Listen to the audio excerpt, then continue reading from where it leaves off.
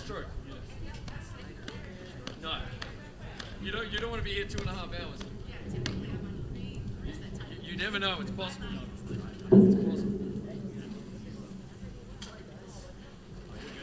I wonder where you went. I'm like, he's here somewhere.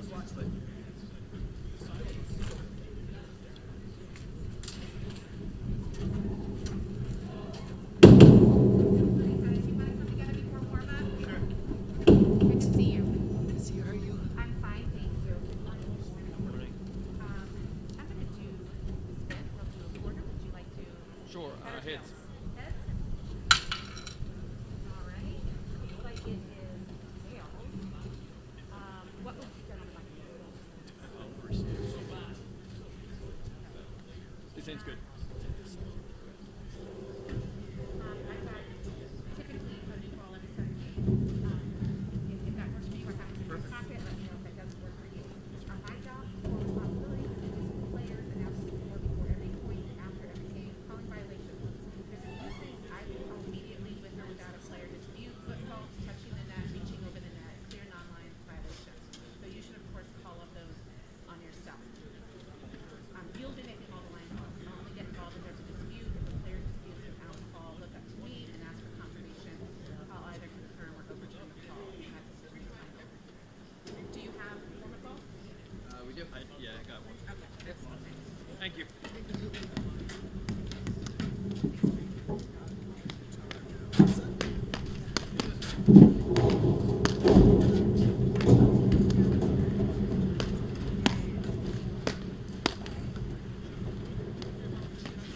Yeah, right here. We can get that.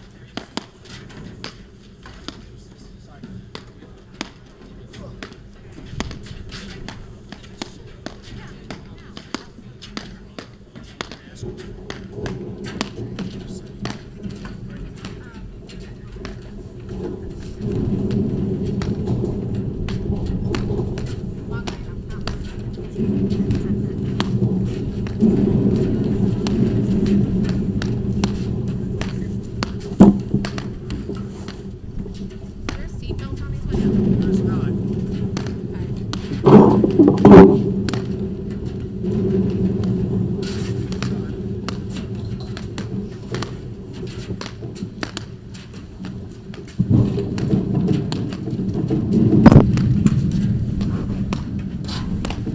Want to trade jobs, Jackie? Put your thing in, Margaret. Okay. Put your thing, got it?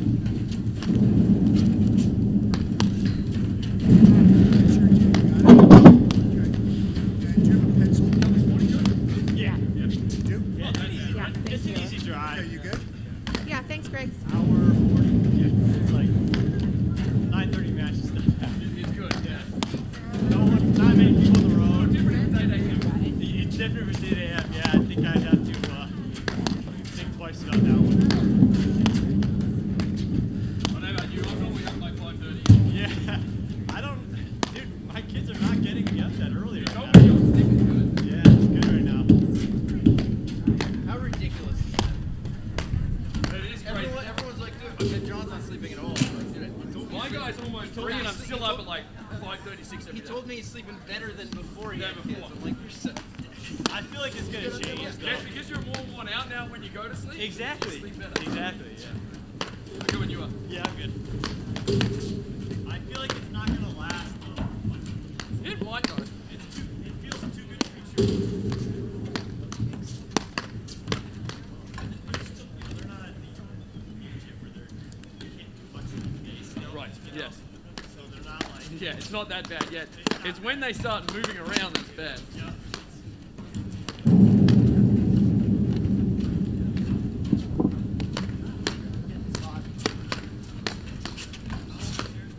I'll be 3 in February.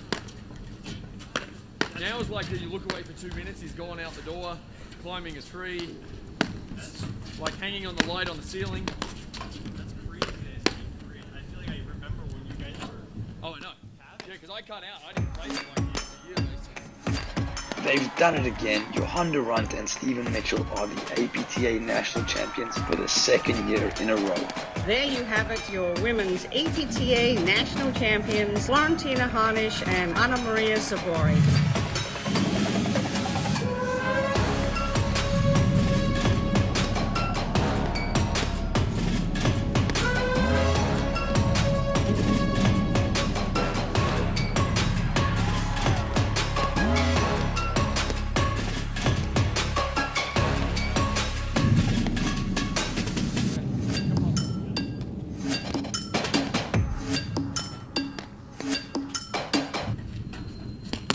Good morning and welcome to the APTA's Tour Series. We're live from the Westchester Country Club in Rye, New York, bringing you the Westchester Open, sponsored by the APTA membership, our national sponsor Viking, and local sponsors Grant & Sons Liquors, Mission, Grayson & Associates Law Firm, Curry Automotive, Exclusive Bridal Shop, where we won't find Patty Hogan, Lemon Perfect, and Skull U.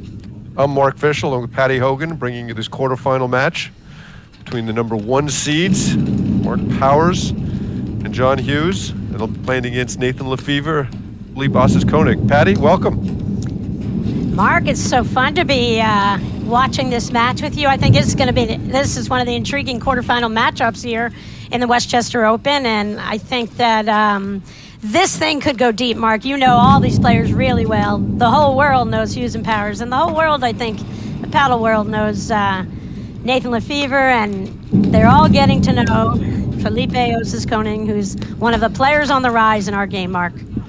Yes, so why don't we introduce the players, Patty? At the top of the screen, in the black, well, actually now at the bottom of the screen, and the left, and the kind of the grayish hat is Mark Powers, and his partner, the lefty, and the blue top is John Hughes, and on the far side, on the left side, is Felipe Osas-Koning, and his partner in the ad court is Nathan Lefevre. So let's take a fast look at the draw to see what the team's got here. And as you can see, neither one was tested significantly, both having beaten some Long Island teams. And yeah, this is clearly, to me, the best quarter of the lot.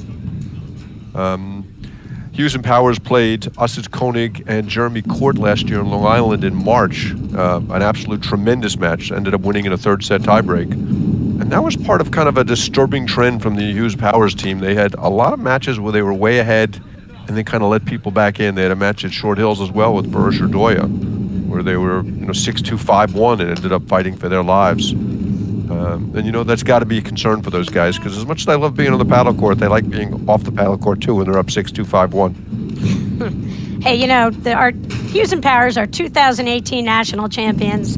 I mean, they just were invincible. And, to the credit of the game and all these rising stars, there's no easy quarterfinal on in these tournaments. Typically, 16s, 32s are really challenging.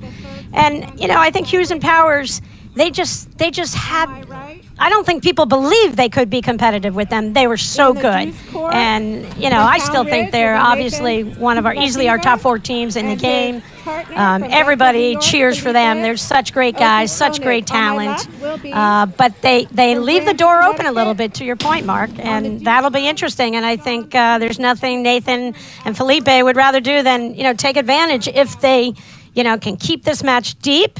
And Mark, this match, they're playing a super tiebreaker for the third set. That'll be first to 10 by 2. So, it'll be interesting. Patty. Yeah. That changes the dynamic of the match just absolutely completely. You no longer need to win 2 sets. You need to win 1 set and a 10-point tiebreak. Yep, and we talked about the 10-point tiebreaker. I do like it, versus the traditional 7. I feel like in a 7-point tiebreaker, sometimes there's a lucky shot that could influence the outcome of a match, where I feel like going to 10 gives everybody a little bit of opportunity for, the momentum swings back and forth a little bit. So, neither of us would be surprised if this goes 3. Good shot of Margaret Green, our umpire for today's match. Yeah, if they had an award for nicest player on tour, I think John Hughes would win it. There'd be a lot of competition, but I still think John Hughes would win it. Yep. One of the problems yesterday, Patty, was the umpires were holding the balls. They were getting too cold, even with the umpires holding them. Exactly. Yeah, John Hughes has a reputation for being a nice guy. I'd have to say, you look at this court, every one of these guys, class act, great guys, a credit to the sport. Paddle's lucky to have these guys competing. Players ready? I'm sure John's mom, Debbie, is watching. She gets very nervous watching the matches. Okay, so here we go. Philippe Koenig to serve, and he'll be serving to John Hughes. Beautiful day in Westchester. How many sidearm servers do we have today, Mark? You know, it remains to be seen. Hughes doesn't serve sidearm. Right. I've seen Lefevre go both ways. 15 left. The shadows on the court. 15 off. Yeah, when the sun came out yesterday, you could see it up against the crisp snow. It was beautiful, but it is hard to see.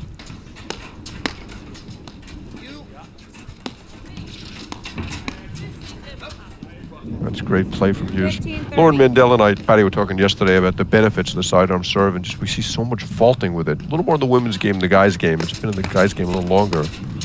But does it really work? 15-40. Well, we talked a little bit in the match about the high contact point, and I think yesterday we saw Sakura use it where Felipe's contact point, is a little bit higher. 30-40. Charlotte, I think Sakura's toss gets really low, and that's where that becomes so dicey. It's like driving a ball from your ankles.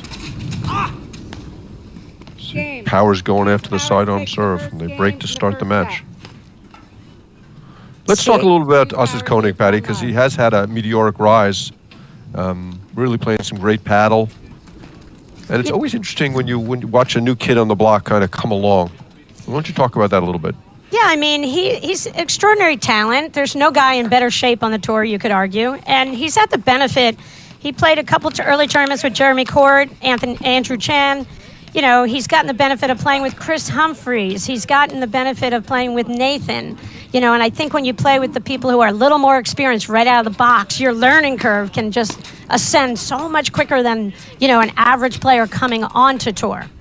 And so I think he's, one of the great things about being in the mix in the tri-state area is, they can get a pickup game on a Wednesday night with 2 national champions, Mark, and that all of that exposure, you have to be in the court against the real deal to be able to compete against them in a match. And he has that opportunity. He's played a lot with Max, Anton. So, I think I just continue to see his rise every tournament. I see that he's just a little tougher. But the question is, does he have the mental toughness to grind out really long matches against the top team like Hughes and Powers? 30 left. It'd be interesting watching Hughes and Powers when they made their big jump and propelled themselves into the national championship talk and ultimately a national championship. I think it was because they let Hughes hit more of the overheads and Powers hit more of the volleys. 30, And they've gotten away from that strategy in the last couple of years. And I wouldn't be surprised to see them go back to it. Something to keep an eye on today. Sure, I remember in Pittsburgh. I'm sure you remember that match against Juan and Mark. And they had grinded out the win, right, over Broderick Palmer. Yeah, I don't think they grinded that out. They were just brilliant in that match. It was like a golfer that goes out and shoots 61 on Saturday. Yeah, and they has were to come back flawless. on Sunday. Yeah, they were just dominant. It was unbelievable. One of the best paddle matches I think I've ever seen.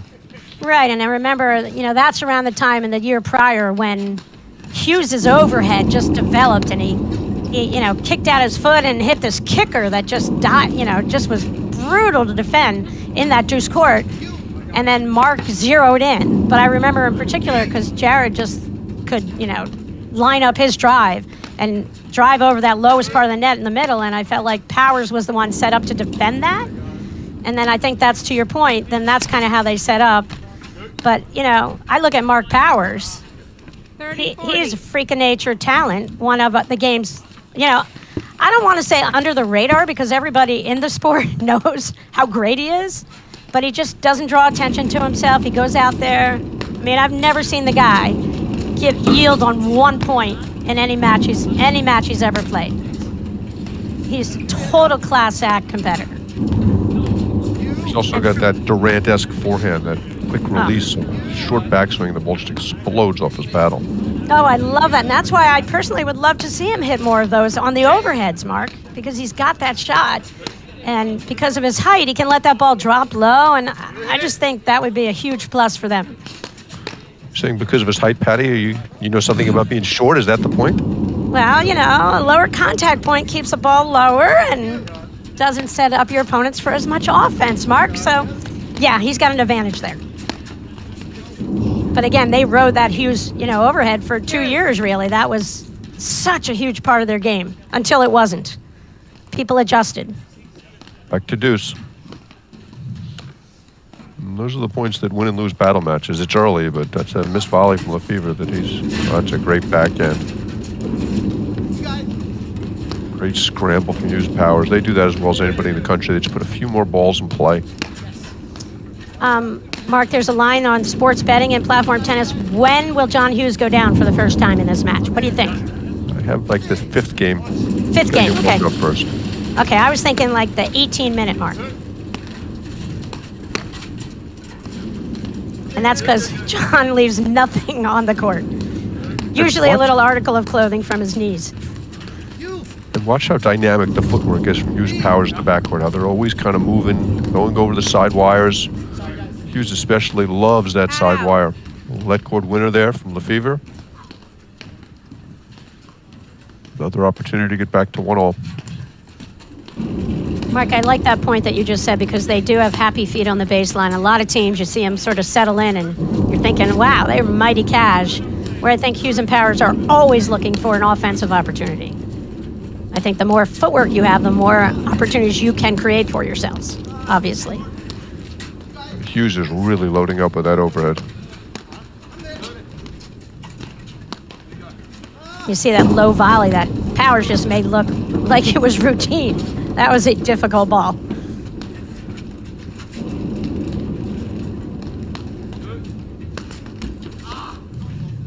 Dude. This is Koenig prefers the backhand. He hits it very flat, very low.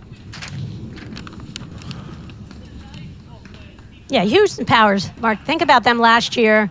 They were one of the picks that possibly could win the Nationals. They, had that semifinals. They went out against Durant Mitchell, is that right? They lost to Burris or Doya, but it was a very slippery court. The ball That's was right. really skidding. Yep, it impacted play, but they were, one of the picks. I mean, Clearly. Going into Nationals every year, regardless of what happens even this weekend, the next couple weekends, in March, Hughes and Powers are going to be in everyone's top 4, maybe top 3 list to win Nationals. I think they've made semis and nationals every single year since 2017. I think you're right again, Mark. So that's pretty impressive. Making semis and nats is no easy task. No, they're always there, and that's the thing. They play every point, every game. They really take nothing for granted on a paddle court. Even a lesser opponent, Mark, you see them out there, and they're putting in a lot of effort. And to my point, Patty, they're the only team that's been to the semis and nationals every year Yeah. over the last, I guess, 5. 4, 17, 18, 19, 20, 21, 4, 5. You're very good at math, Mark.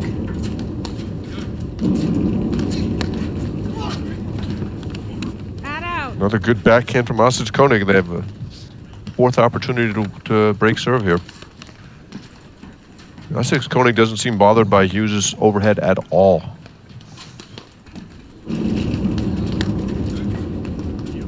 No, and that's the thing. I think, it impacts a lot of guys, but he's got that athleticism and a quickness that, the adjustment. He can grind this out. That's a lot about a player's legs over a course of a match, and we know Osage Koenig is never going to get tired.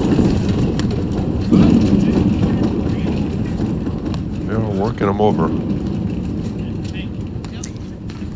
I'm a little surprised that, but obviously that's taking advantage of that overhead from John Hughes going on the diagonal cross court into that deuce court rather than flipping it over to Nathan. What a shot! Huge rip from Osage Koenig there.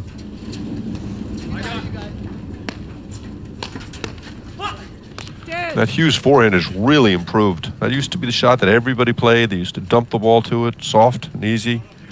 And it's really improved a lot.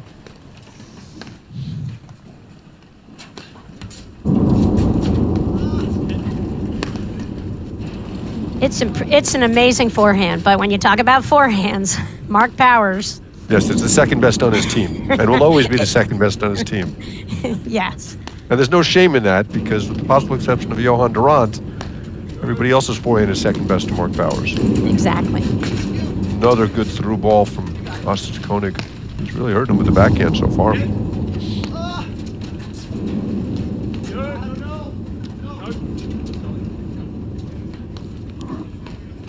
And Koenig, Mark, what would you say is the area of his game that has room for more improvement now? I just want to see the mental component of it. Okay. And I like talking to people, and one of the things I commented on is if you saw Novak Djokovic play in 2005, would you say that he was going to be the guy? Dude.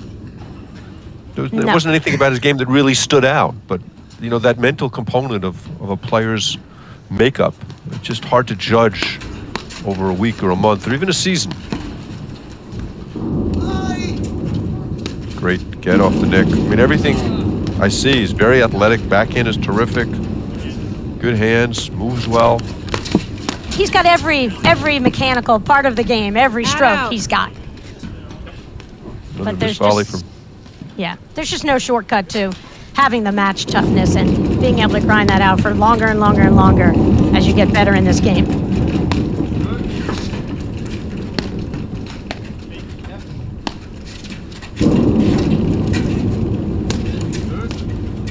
Testimony to how good the Ostrich Koenig drive is that he's actually elicited a few errors from Mark Bowers' volleys, which you rarely see. This is break point number 5.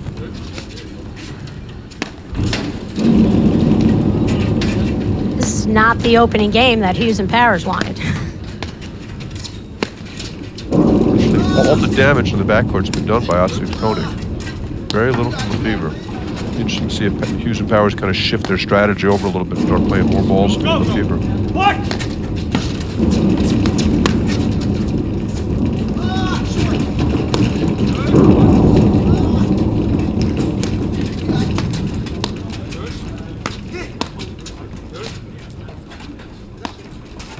Well, that backhand is an impressive shot, isn't it, Patty? Yeah, really impressive. Holds it so long. Great late blitz from Lefevre. And we're 1-all. But great early play, Patty. Yeah, and I'm impressed with Nathan Lefevre's play here because he's not getting that many touches on the ball, and sometimes that's challenging in itself mentally. But he's just happy to play possum over there, and he just saw one little opening, and he had great reach and pounced and. He's so quick around the court. One of his big attributes is his speed. Yeah, he's got hands. He's got every shot in the book as well, and this match is gonna be. This is gonna just be a grind.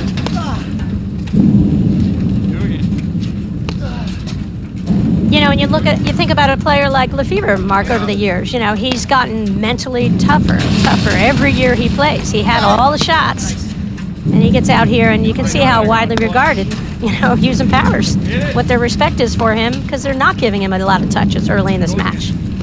What do you think's held Lefevre back? Because he is so talented, but I don't think he's even made quarters of nationals. Given his skill set, you would have expected him to have accomplished more by now. Great late blitz from Hughes. Yeah. I'll answer that in 1 second. You can have like 10 seconds, Pat. Excellent. I think it's a combination of things. I think that some of these guys like Hughes and Powers luck out and luck onto a partner that they're committed to stick with, whether they win or lose, let's call it. And I think sometimes these guys change around partners a lot just because of availability. And I think for someone like Nathan, I mean, it's great because he's had a lot of exposure to all different guys, but maybe it hurts him a little bit because he just quite hasn't had that longer-term successful partnership at the top of the game. And I like that, he goes into it with a mindset that can draw on his strengths. And I think he's gained wisdom of knowing he doesn't have to pull out every shot in his arsenal at all times. I used to feel like he had too much talent almost because he had so many decisions to make on every shot because he could hit a backhand 7 ways or a forehand volley. He could drop it, he could slash it, he could roll it. And I just think so much of paddle maturity comes with 15 all. limit, in the moment of truth or in the moment at a key point in competition that you make the right choice, that you have fewer choices to choose from, and you make a really good choice. Yes. Do you agree with my assessment? 30, I think that's a pretty good analysis. I mean, that's what the game comes down to, right? It comes down to making the right decision at the right moment.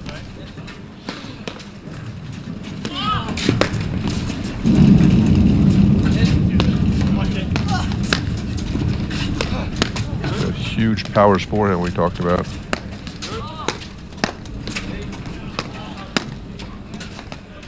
Yeah, Powers and Hughes took off their jackets, Mark. I'm feeling a little better about it. I thought Mark Powers was a little cold out there. Yeah, it's like 70 degrees where I'm sitting, Patty. I don't know what they're talking about. I'm in shorts. Starting to see Hughes and Powers play a few more balls over to Lefevre. That was a communication error there. It takes us to 30 all. I'd say that John Hughes punishes that down-up overhead better than anybody in the game. Got to be super careful hitting that shot to him. Always looking for it. I think one of the things when you have Nathan and Felipe on the baseline and going to Felipe a little bit more, I think his shots tend to be a little bit more predictable. He lines up. He's got the big, the big windup. I think you can kind of tell where he's going, where he's targeting. Where I think Nathan does have that ability to hold his shot a little bit and kind of yank their chains a little bit. So, going at Felipe, even though you're going to get pounced, they know what the shot's going to be. This is there from Powers, takes us to 2-1. 2-1 in the first set. Good paddle early. Very high level. Yeah, these we're at Westchester Country Club, Mark. I know that you got to see a lot of it yesterday, and they did a great job clearing the facility after that snowstorm. Sure you had fun going from Long Island yesterday morning. I avoided the fun, actually. Oh, you did? Okay. Yesterday? Yep.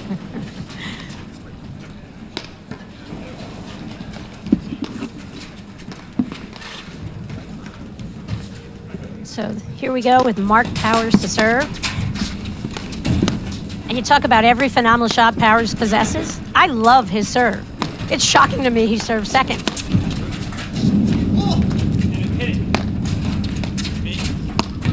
Maybe not shocking. I just think he's freaking nature good.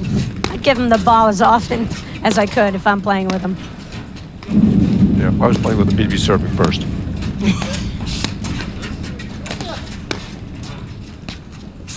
If you're playing with him, Mark, he might direct you over to the side screen. Say, go up toward that door. I got this. It'd be nice if I was inside the cage. You can see with the Koenig forehand, there's a lot more swing to it. It's a much easier shot to read. Yeah. Yeah, that's my point about the shots from Nathan. He has the ability to hold his shots a little longer, and he's got a little bit more, he's got the finesse factor where you don't really see that from Koenig yet. Whoa! Amazing! Oh, I just missed it. God, it looked like everybody had given up on that ball, and then Lefevre took a swing out at the last second.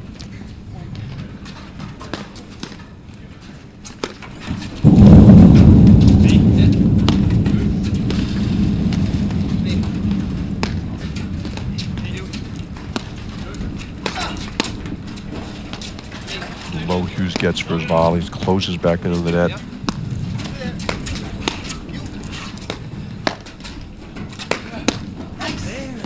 Big grip from Lefevre, catches the right hip of Hughes.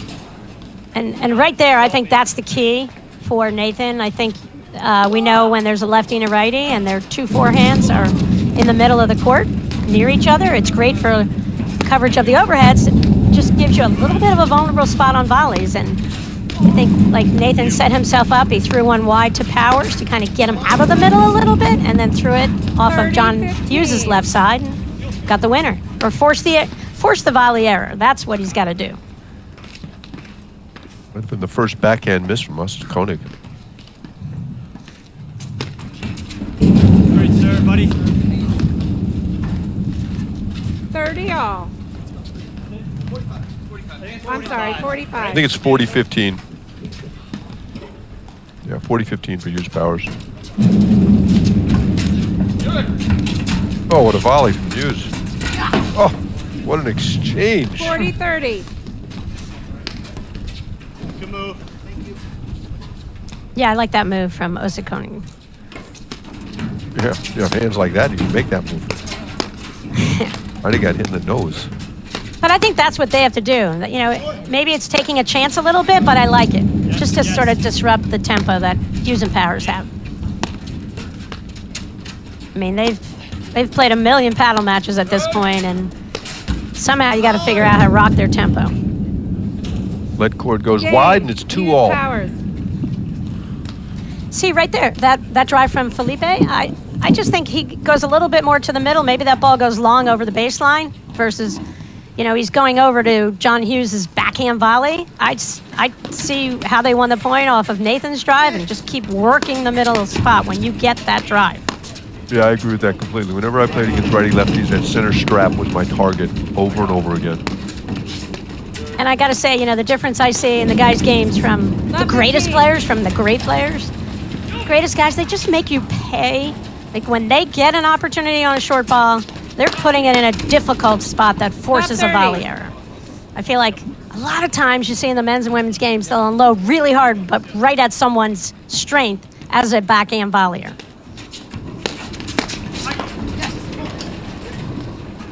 15-30. Powers gets caught trying to blitz. 15-30.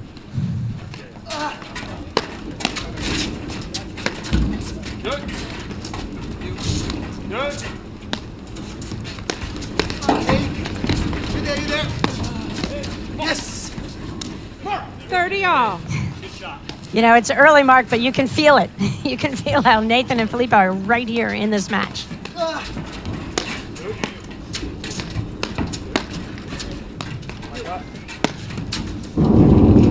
You there?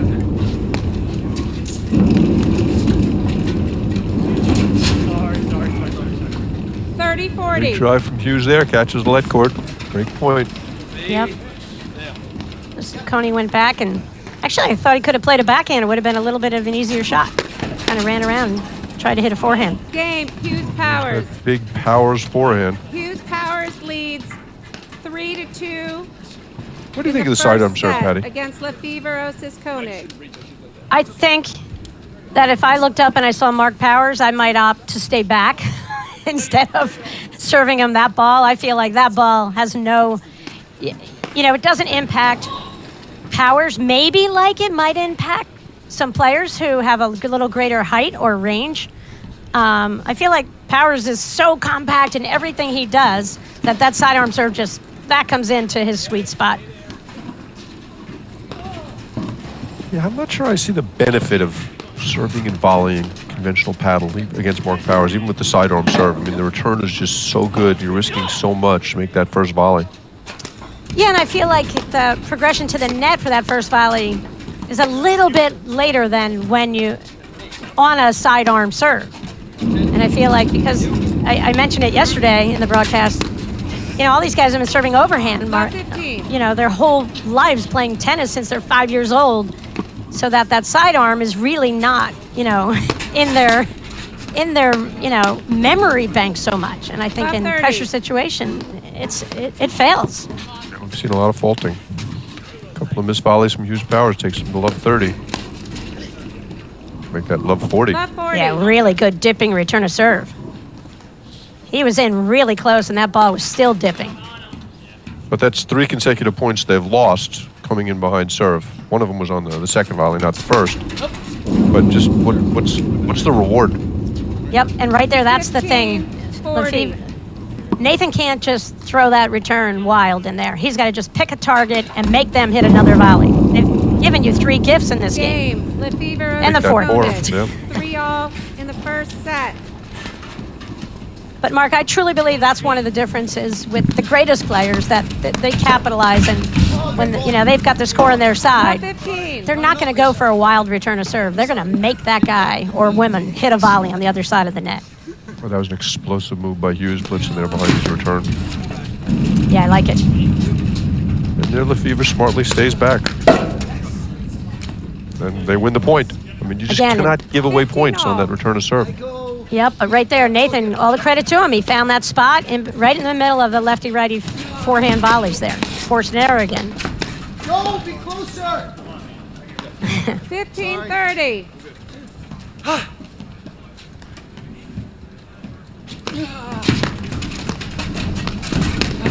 Yes. Oh, what a pickup from 30 all. Lefevre. Half volley from around the service line. He was like 3 feet behind the service. I don't think that was amazing. That was crazy good.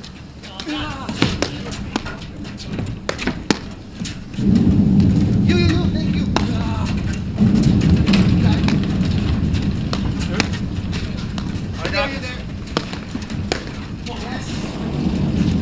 Wild misses from 40-30. Mark Powers early.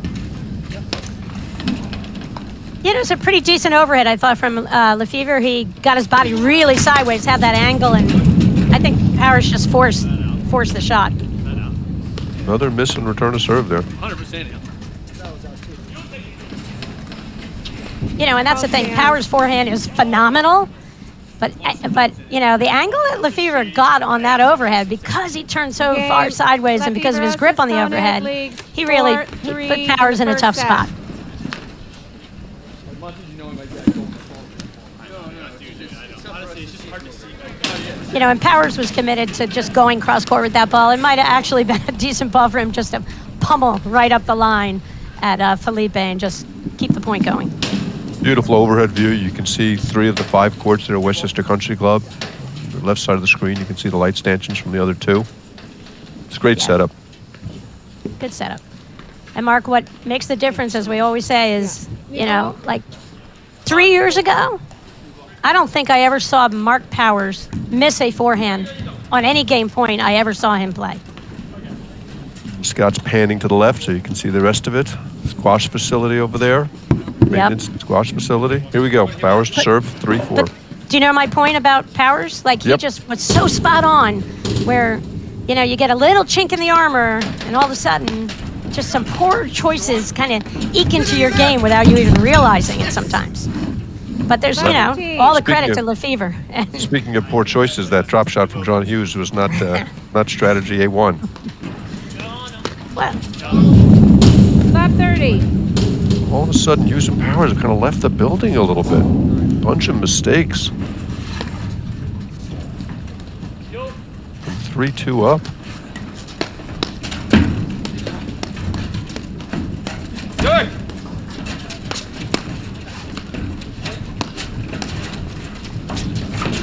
I love it. Great hands from Lefevre. Oh, what athleticism from all 4 players. Again, Lefevre using his speed. Speed and hands.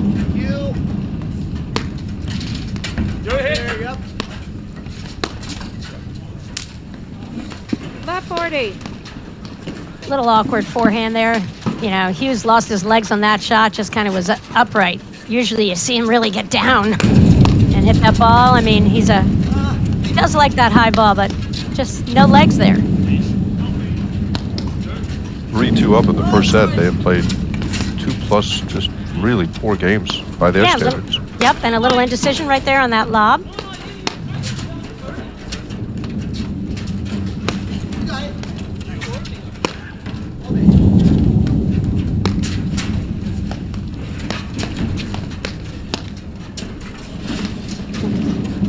That's a nice sequence from Lefevre. Really held the ball. Disguised his drives very well. 15-40. Ugh, then you can't miss a backhand lob. A break point.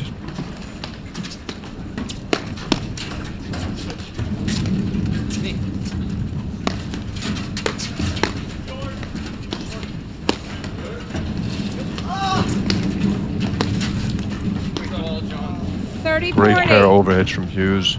You see him loading up with his legs. Yeah, you heard Nathan say great hold. That meant he really held the shot. He delayed his contact, just got really low and almost impossible to get that ball back.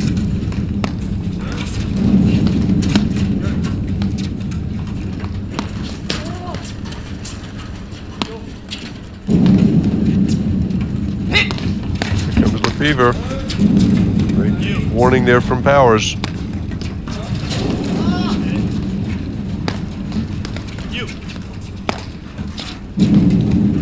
Yeah, this is just the perfect start to the match for Lefevre and Osis Koenig, Mark. Perfect start if they close this game out. Well, I'm just saying, I think if they wish they could be in this situation, they would have taken it before they, when they finished their last match. Absolutely. I think they're in an unbelievable position now because of their play. And now we got some question marks about Hughes and Powers. They're just looking like just lacking that consistency that makes them so great.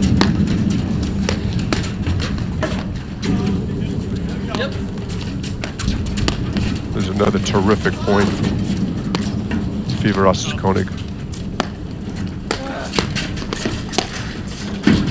Oh, Dude. wow. That was awesome. I thought that was a great blitz from Osis Koenig. Lefevre had the forehand. He ripped it. Powers had hit the forehand volley, but Powers had the answers. Back the deuce.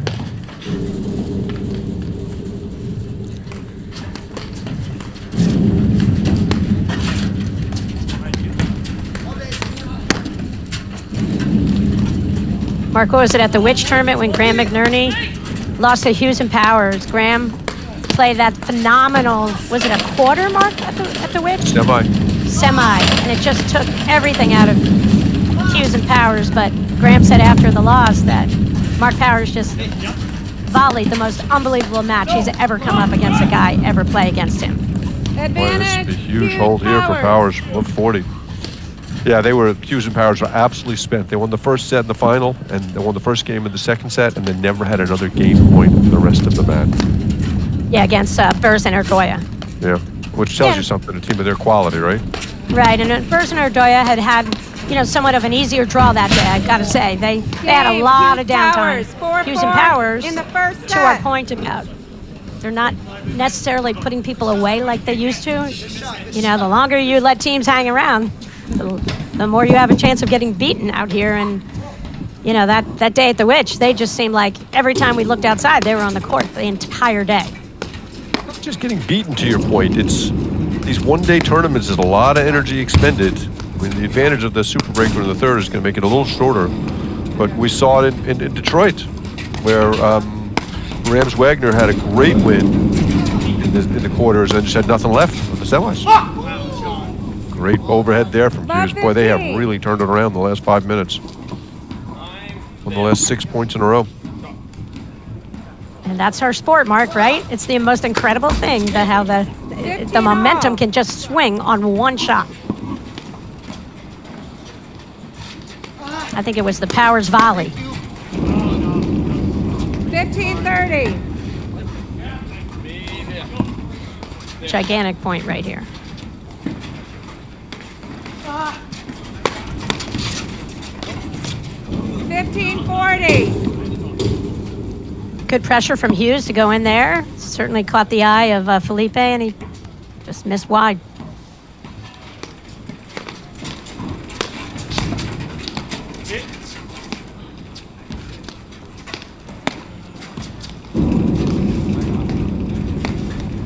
Powers can close this game out and do what Lefevre Osis Koenig failed to do last game. Yeah, I would think they would be so relieved to be up 5-4. Great spot. Hughes finds Lefevre's Hughes right hip, Powers. and they'll serve for the set. Hughes Powers leads 5-4 in the first Oh, what set. a change, Patty. Yeah. Yep. Quite the turnaround. But Mark, that's the difference with the we're watching thanks to the APTA's live streaming. You get to watch the game's best, and the game's best never gives up, and they just know you got to ride the waves. You have to figure out you ride the good, and then when it's not so good, you've got to figure out how to just slow down and just kind of not let too much time goes by when bad things seem to be happening, and all of a sudden you wait for your opportunity, and all of a sudden now Lefevre and Osis Koenig have to be scratching their heads, Mark, thinking, wow, we just played 25 minutes of phenomenal paddle. We're down 5-4. Yeah, it's like Osis Koenig and Lefevre, I think their level's been relatively similar, whereas Hughes Powers have been very up and down. Now Hughes has broken serve both times he served. They broke his serve. Let's see if he's got better success this 15 time. love. Good serve there. That first point is like a breath of fresh air when you're serving for a set, Patty Hogan, isn't it? Ah, amazing. What a rip.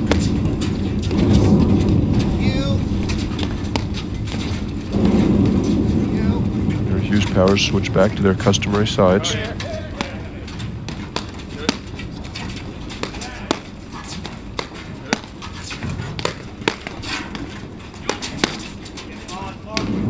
Yeah, that Powers forehand, it just makes you uncomfortable. I mean, I was kind of ducking behind you there, Patty Hogan. He's kind of thinking that he's going to hit the forehand. It's like, uh-oh. I'm the wrong person to duck behind. Yeah, not a lot of space. No, but just the power of Powers right there. And, you know, if you're just off a tiny bit, you flinch a little bit, your hands are a little too active, so easy to just miss a volley long. It's such a short backswing. Well, Hughes got both feet in the green. I think that over it might have been wide.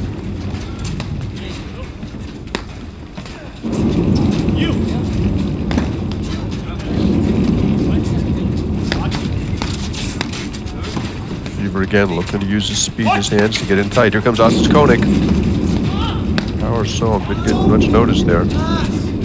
Yep, I like that Lefevre saw it and just threw up a lob. Gave Felipe time to go all the way back to the baseline. That's a great recover from Ossis Koenig. 40 And Lefevre love. misses the lob long. That wasn't that difficult a shot, and that takes us to 3 set points.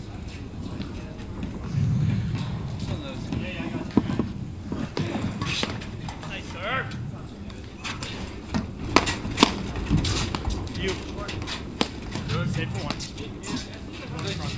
Here's Hughes saying stay for 1, meaning they'll switch when they have a better ball, less danger.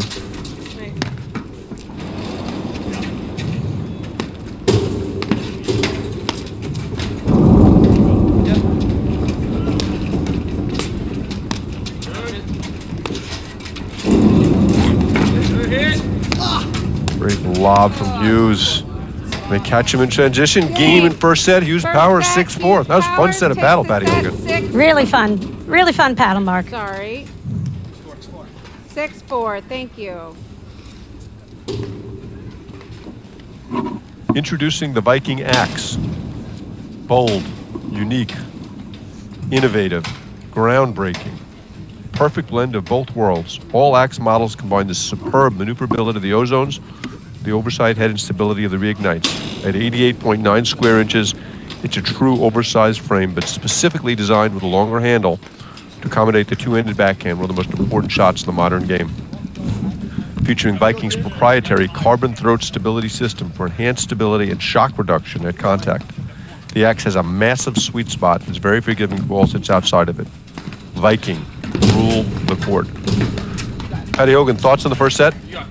Oh, you know, just the momentum swings that we saw. Lefevre and Ossis Koenig just got off to a phenomenal start. And, you know, to your point, Hughes and Powers a little bit up and down, but to their credit, they knew when to be up. And, you know, they are champions, and they figured out how to close out that first set. And they took it 6-4. And, you know, just we have to remind everyone, you know, they're not playing out the third set. If it goes there, it's a super tiebreaker, 1st to 10, if they were to split sets here. So this is Nathan Lefevre serving. That's Felipe. Ossis Koenig up at the net. John Hughes ripping another forehand return to serve. And the guy in the red top, none other than Mark Powers. Hughes Powers have really raised their level. Oh, what a volley from Powers. Oh, great blitz. Reads it, misses it. 15-30. Yeah, every point that Lefevre Ossis Koenig are winning right now it's a war. Yeah. Tour director Jackie Cameron Yep. on the spot, chasing the balls down. John Lubau was not available for that one. Probably get the next one. Jackie's done a great job for the APTA. She succeeded the one and only Shannon Vincent. Legendary Correct. Shannon Vincent. Legendary. Mom of number 65, Michael Vincent, long snapper for Notre Dame. They had a great run. Just came up short in their bowl game.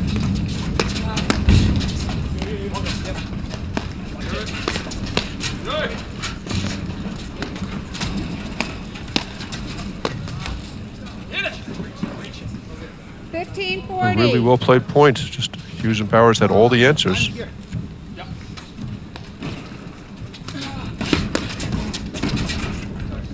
Led court Game. on the return, and it's Hughes one love Hughes and Powers. Powers, and now won 4 consecutive Hughes games, running Powers down love leads 40 second at set, 1 3-4. love. They took the first set 6-4. Yeah, there's a huge amount of momentum now with Hughes and Powers, and they've steadied out their play. And what is Nathan? What did Nathan and Felipe? Oh, I got your birthday cake. oh, Mark, that's so sweet of you. Thank you. Oh, it was John Scott the V-net was instrumental, but we thought that we should honor your birthday. You're 46 this year, is that right? So close. 39. I tell my step grandkids. Okay, almost there. Well, congratulations on number 39. Well, thanks so Again. much, Mark. Thank you, John Scott. Happy to spend some of my birthday with you guys. Love 15. Yeah, so if you're Nathan and Felipe, Mark, what are you thinking? Like, I don't feel like they've stopped or slowed down or, are going to adjust a tactic quite yet, unless it's all nonverbal communication. It's exactly like you said, Patty. Ride the wave. If Hughes and Powers are going to play at this level, they're probably not going to win. They just got to hang in there and keep playing solid paddle, maybe play a little bit more patiently, and hope their level drops a little bit. Mark, big day in paddle. Randy Lofgren's playing down in the event. Is it in Charlotte? The NRT down there today, I I believe. think that's right. Big event at Fiddler's Elbow. They have, I don't know if you know about the Taylor ham, egg, and cheese event, Mark, going on out there today. 30. Great drive from Lefevre there. Nope, not familiar with it, Patty. It's got a great name. But, Jersey's does. famous for Taylor ham, egg, and cheese. Love 30.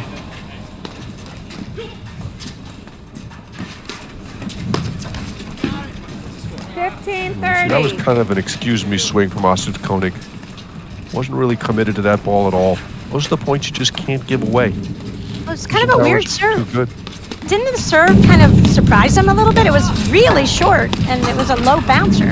I think it caught him off guard, strangely.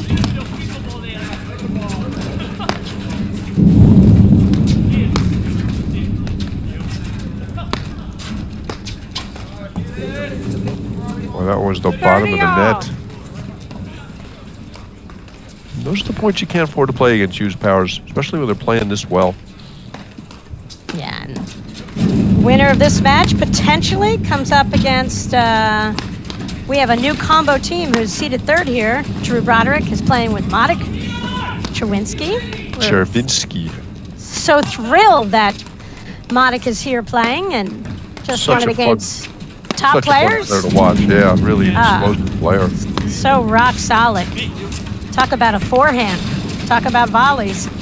He's incredible. I think he had his 4th or 5th kid last year. I lose track Yeah. of the number at this point. You would know a lot about that, Patty Hogan.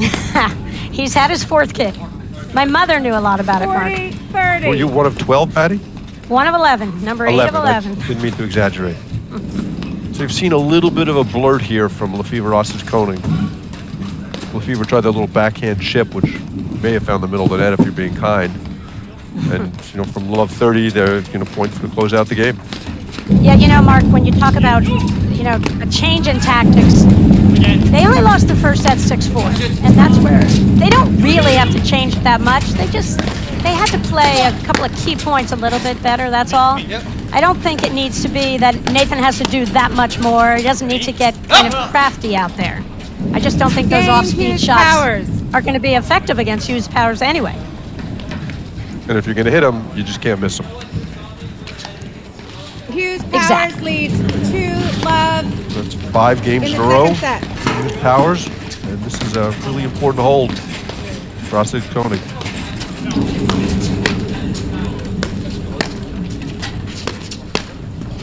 Oh, yes.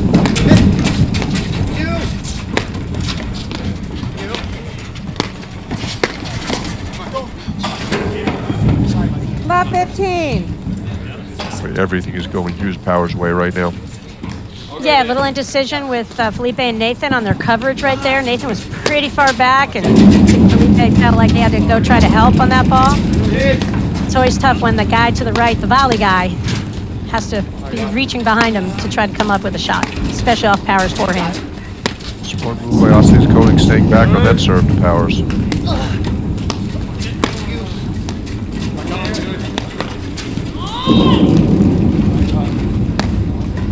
It's always easy to tell when one Araya is in the neighborhood. And by the neighborhood, I mean maybe the zip code. Certainly within a 5-minute radius of 5 this minute or court. 5 mile? We could hear him both ways.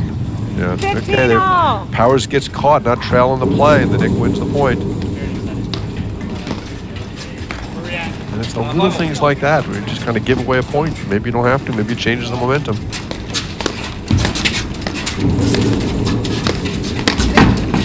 Yeah, but I just feel like Hughes and Powers are dialed in right now. Yep. I'm sorry, what Let's happened see on who that kind of point? Did it returns hit the the net? gift. Oh yeah, that one. Okay, thank you. 15-30. Nathan didn't have to help on that one, Mark. He just No, he kind didn't. of, yeah. He saw Powers up and tried to take advantage of it, but ended up losing the point. 15-40. Yeah, I just don't see the benefit coming into the Powers forehand. Just losing too many points that way. I would be playing him I formation and staying back. If he drives the ball down the line, 30-40. then that's the ball you can easily attack and come in after it. But right here, I don't know. Nathan's thinking about it. We don't see anything different. With Nathan's positioning up, he stayed back. To their credit, at least they didn't give the point away. Game, Hughes Powers. Well, Lefevre did Powers not look leads good on that ball. 3-love in the second set. They took the first set 6-4. I mean, that was an evil cutter from Powers right there. That's why, I mean, I just would love to see him hit more overheads. I mean, he did make Nathan look silly on that shot, but it was so difficult. The amount of spin, and it was moving away from Nathan. It's so interesting, Patty. Hughes Powers is serving 3-4, love 40. All the momentum is headed to Lefevre Osses Koenig. They're looking like they're going to take 3 games in a row and serve for the set. And here we are 15 minutes later, and they're up a double break. They've now won 6 consecutive games and appear to be cruising towards the semifinal matchup with Broderick Chervinsky, which will be a fun match. Broderick Chervinsky who do they have to take out, Mark? What do you know? Do you know anything about some results yet? You've got to check out. They have to take out, I think Roy and Walsh got through that match. Okay. Trying to get a score. Love 15. Nope, it's Christian Lilac. That's where they have to be. Okay. Who's played some pro flight events with Tomas 30. Christian, so they're familiar with each other's games. A couple of quick donations from Hughes Powers takes us to love 30. Just a little question mark I have about Hughes and Powers is off of John Hughes' serving games. That's where they've looked a little bit, I don't know, just not as sure-footed, I would say. But I guess he serves first also, Mark, because with the lefty-righty, you obviously don't want to be looking into the sun, and you have that choice. 15-30. But when they typically play, does John Hughes always serve first, Mark? I've seen them do it both ways. Okay. Hughes has just got a tremendous amount of spin on the serve, very effective. Osse's Koenig doesn't seem bothered by it at all. Usually the lefty serve is very effective to reduce court.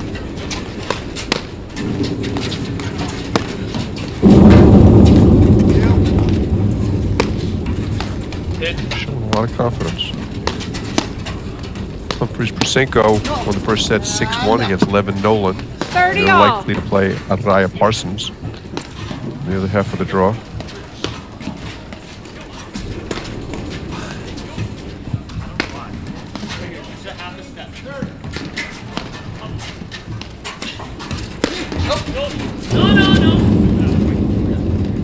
Want Araya calling that ball out from Osse's Koenig for us? That's great that he can play one match and umpire the other. They're up 6-3, 2-1. Hughes. Rare miss from Hughes on the scramble there. That was point for 4 love.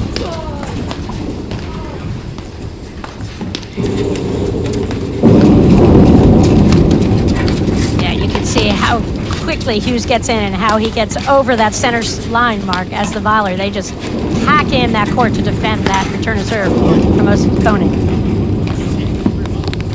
Well, that was a miss out of nowhere from Powers on a relatively easy overhead.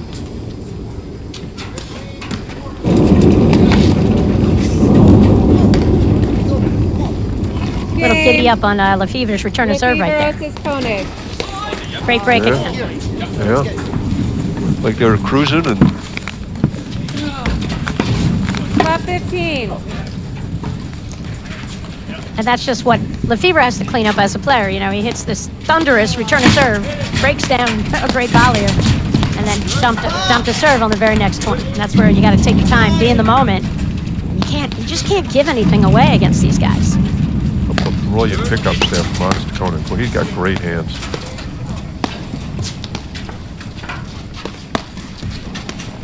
Fun to watch. Really fun to watch.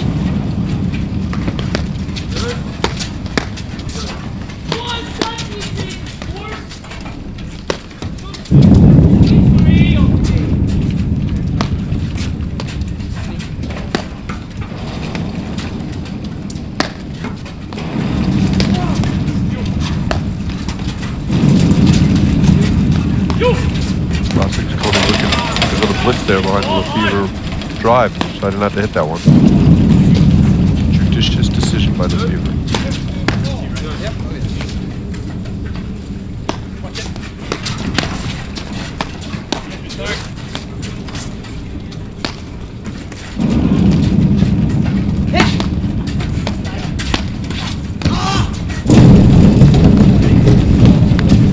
15-all. Koenig got caught leaning to the middle. Lefevre kind of Oh, I'm sorry, left corner out to 30. dry a little Yep. bit there with the blitz. Koenig got the cover for him and got beaten behind. Club 30. Don't you hate it when you leave your partner out to dry, Mark? Go ahead. I didn't know you ever did that, Patty Hogan. Hit it. I figured you knew a little something about A it. lot, a lot. I got it. More than I care to admit.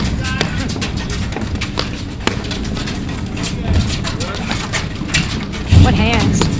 Oh, what a great exchange.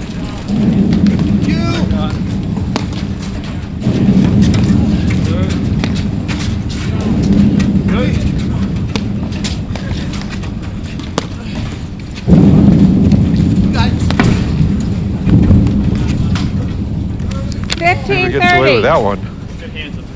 There was a lot of options there. 15-30. I like when Felipe's hitting more of the overheads versus Lefevre right here, Mark, right now. I just like the variety that he shows you. Makes the grip changes, hit a couple cutters there, a couple dump shots, little rolls. I like that variety 30-all. from him. Lefevre beats Hughes with his hands and his speed. 30-all. Home with the match. Good. Boom.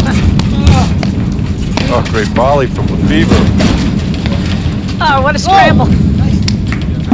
That's great play. 40-30. Lefevre really saved that point with his hands. He was in trouble there. Point to get back to 3-2.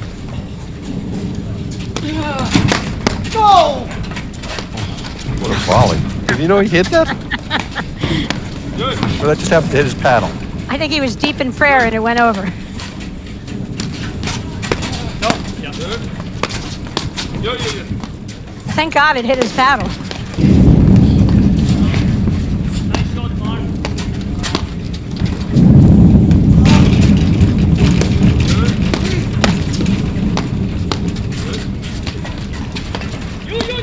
Great action again. This is a terrific point. What? Communication used there is Rossi. Only blitzing, let his partner know. And then Powers returns the favor.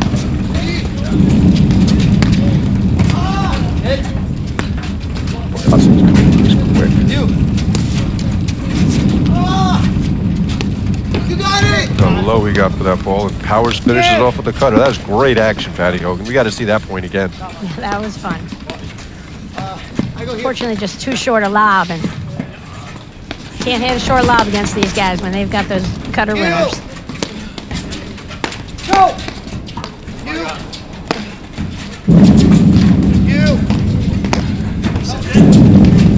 Hit it.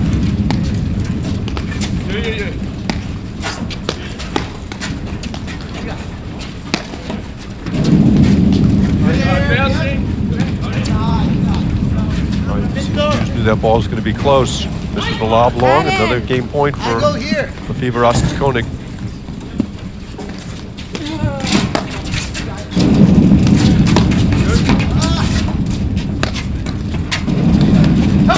You say Powers is dialed in with the forehand, Patty?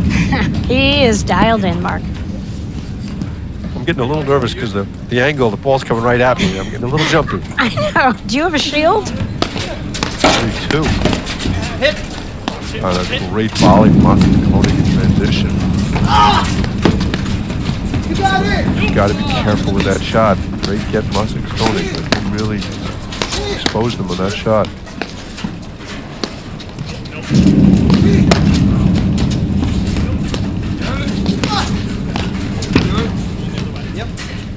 Boy, this is really high quality paddle. It really is. Then Until it wasn't. Yeah, kind of leaning back on a big point, but that's to your point you made earlier. Just so many options he's got. He's so talented, but didn't seem fully committed to that shot. Yeah, that was a gigantic point. He just got a gift from Mark Powers. One of the few gifts Mark Powers gives out. Football. At least on the paddle court. Advantage, Football Hughes pulled on Powers. Lefevre. Sorry. Margaret Green, our chair umpire, saw the foot fault and called it. Whatever your foot you stepped into, I'm sorry. Disappointing. Big moment for Nathan, and probably wasn't thinking about it. And interestingly enough, wasn't coming to net behind that return, behind that serve. Yeah, that's when it's a killer to get that call, when you're staying back. Then you got to serve the Powers again. Oh, Game, great Hughes cut Powers. winner. Hughes Powers leads 4-1 in the second set. They took the first set 6-4. And Mark, will you talk about the quick ascent of Felipe's in the sport? And then on the other side, you have Mark Powers, former junior national champ, Mark. Junior Nationals upcoming March 5th. I've heard during this broadcast from 3 former junior national champs, Will Birchnall, Henry Birchnall, and Brendan McDonald. They're loving the live streaming, loving your commentating, Mark. More like your commentary, Patty. A couple of great cut winners there from Hughes Powers. They'll serve it 4-1. I don't see, do you see this turning around again, Mark? Didn't see it turning around the last 3 times, so I'm not going to comment on that. But no, you can see Lefevre was really bothered by that foot fault. And that's where you just have to have a short memory. Okay, new ball. Yep, and if I'm Hughes and Powers, I'd go after 15 Nathan left. right here. If he's still bumming about that call, you know, you're right. He's got to mentally rise above this and just hit that delete button. You. Yep. Again.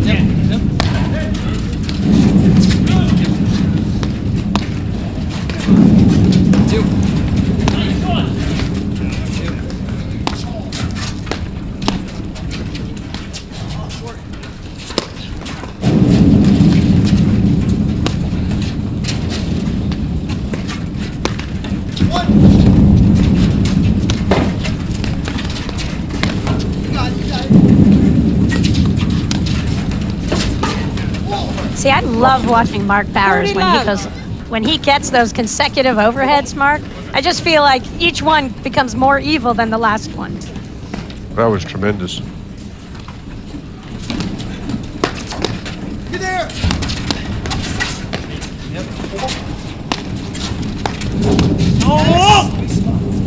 Good ball from Lefevre there. 30-15. Hughes deep in the court.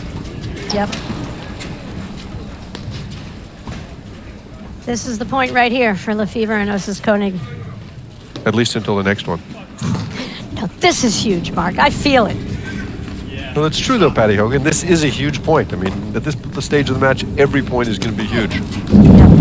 Just Can't on afford Nathan. Yep. Good get. Powers misses that 30 one. all. No. But he loved the opportunity. Love the result. But you know, somehow I just like watching Mark Powers, even if he misses, Mark. It's fun to watch him. He is fun to watch. So explosive.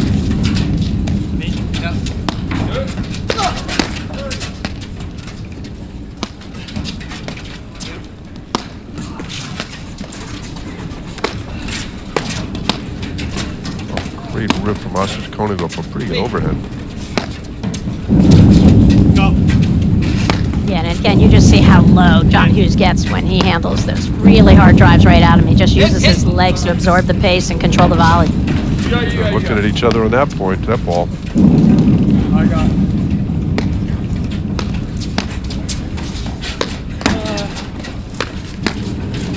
Hit. I got.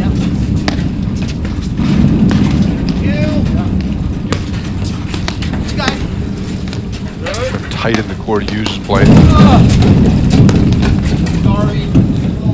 Yep, so Hughes plays tight in the court, forces the short overhead. Advantage Hughes That Powers. results in the ball that Powers can drive, and he gets the lead court. What did John Milbank used to say, Patty Hogan? You don't get lead cords unless you drive, Mark. Yep. You don't get The lead courts bankster. if you love. The bankster. Great quote.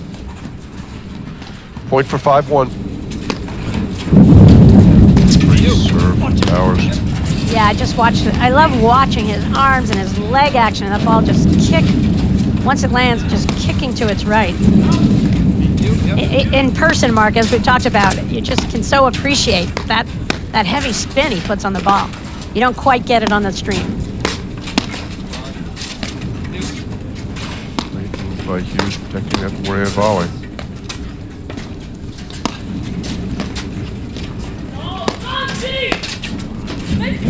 I see that's Game a bad Hughes Powers. decision right there from Hughes Oscar Powers Koenig. leads 5-1. Kind of a wild miss In the on a second huge set. point. They win that game 4-2 and they're right back in it. But now they're really up against it. Yeah, and he hits that two-handed backhand pretty flat, Mark. It's hard to absorb all of that spin from Hughes' overhead and control that shot.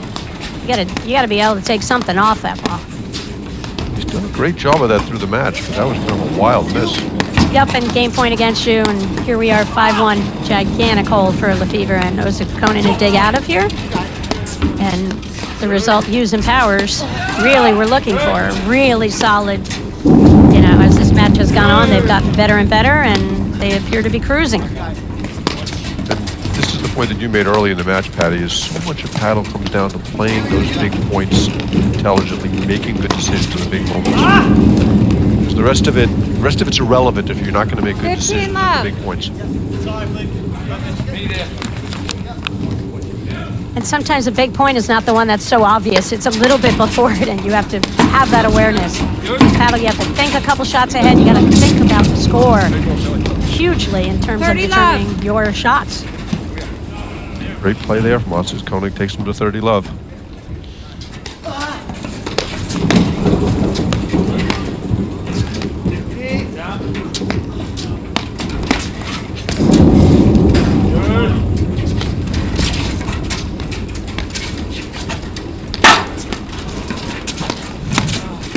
Oh, great exchange. I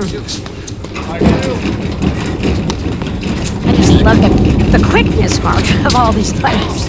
Lefevre catches Powers moving in. Good look at Mark Powers' hat. Yep, 40 getting a love. good stretch in off that side screen. He hurt didn't- something there.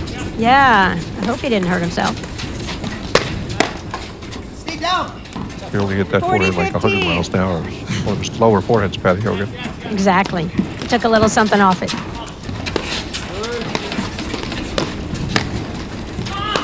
You can see how short the court Hughes has been playing the last few points. I like it. I love the pressure that he's applying just by playing in a little bit. Yeah, 40, very interesting. 30. He's got great hands, great athlete. I think it's a really good move. 40-30. And he loves challenging players. He loves making those plays. He hasn't gone down. He's missed our over-under. I don't think he's been on the court in this match yet, Mark. Lefevre No, it's really been kind of Osakonin. disappointing, I gotta say. Hughes Powers Gets beaten there on the leads blitz. 5-2 in the And he second will set. serve for the match They at took the first 5-2 set, in the 6-4. second. Mark, has he held in this set? He has. He has one time? Yep. Okay. How many times didn't he hold? Math guy? No, I'm only kidding, Mark. You usually know those things without even having a half a second delay. He got broken twice in the first set, but held the serve out the first set. So we'll see if he can hold the serve out the second.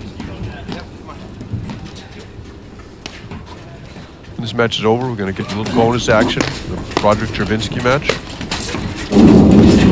course, this match can go another hour and a half. Hit.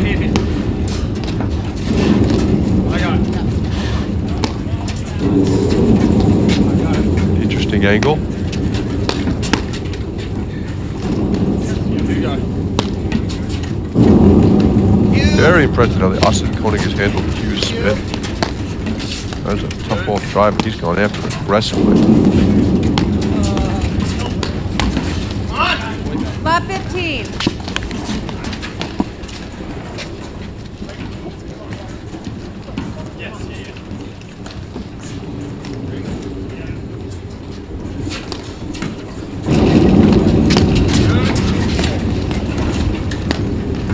Mark, kudos to DJ Getz. He's playing in the men's draw, and he's running this tournament.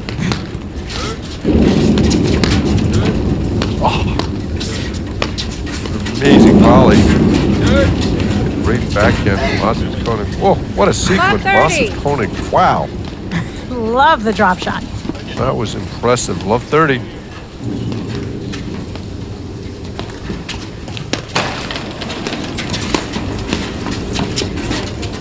Wow, what a little pickup from John Hughes. Love 40. Some game Austin Koenig is playing. Well, it's a good time for him to have a really good game, Mark.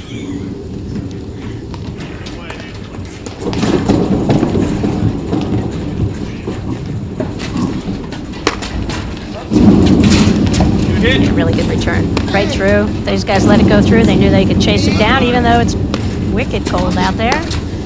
These guys can run down anything off that back screen. Well, I thought Austin Koenig made a mistake there closing in on Bowers, but he made the volley.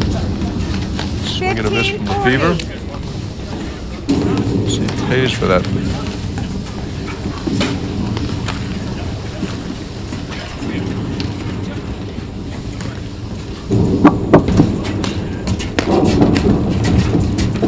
Another.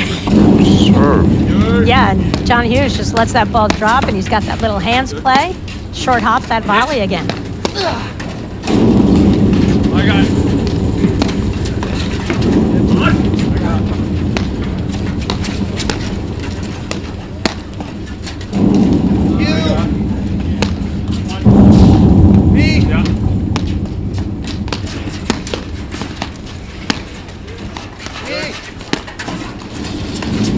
Looking for it, couldn't quite get over there.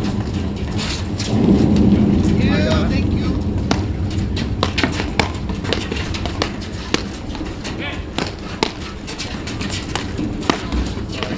Oh, great sequence. 30, Great backhand 40. there from Powers finds to Lefevre, forehand volley. They saved 2 of the 3 break opportunities.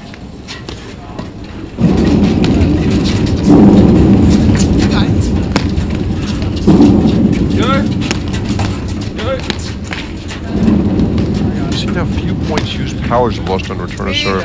Willing to let the ball go through, willing to regroup. And Austin Koenig misses an easy ball. Just not giving points away. Nope, they are. That's been one of the key differences in this match, as you've seen so many points Lefevre and Austin Koenig have lost on return of serve. Yeah, if you charted the return of serve errors, they definitely are winning that one. Bad miss there from Hughes. Missed that one by a lot. Regular formation here against Lefevre. He was juiced. He had a match point, Mark. He went for it. He actually was juiced at that point when he called it. You know, you're right again. First time ever.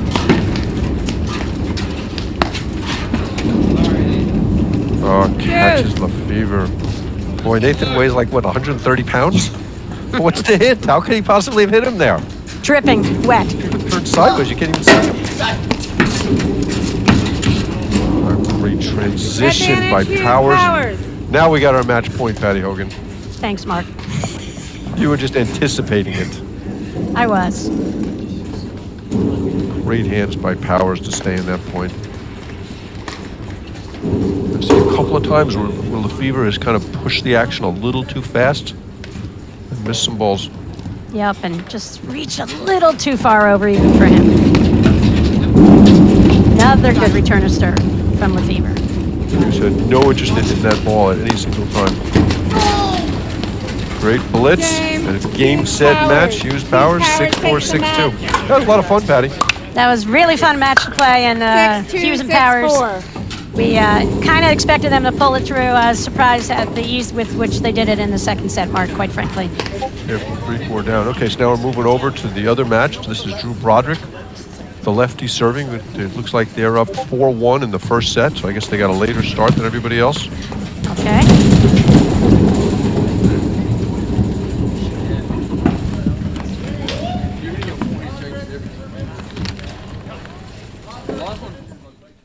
As we said, this is a new pairing with Broderick and Travinsky. They played one event. They played the Cabin Fever out in Chicago to finish up 2022. They won that event. And glad to see that Monica's traveling to Westchester for this weekend's event. And Mark, you want to tell us a little bit about the team on the other side? Because Mirsky and Mandel, a little bit of a pickup team. So we'll see what they're usually like. Mandel usually plays with Levin, Ilya Levin. Nice match. So I think we've got 1-5-15 all. is that Tomas serving? Yep, it's Mandel serving.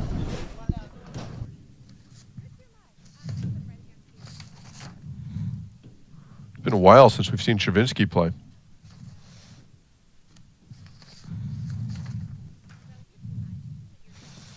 Yeah, I mean, he long time success on the court out in Chicago. Started out playing with Chris Gambino a million years ago.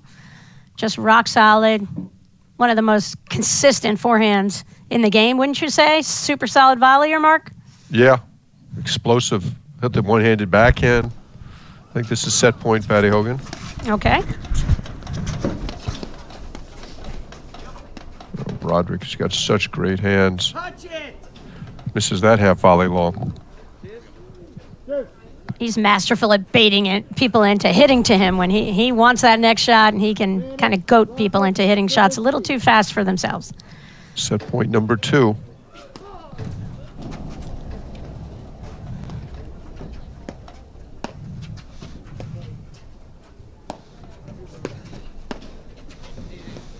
I guess the question mark on the team of Chwinski and Broderick is, will Chwinski buy into the style of play that we've seen from Broderick, where you play super disciplined paddle and you not really high risk at all, and wait for your opportunities and then pounce?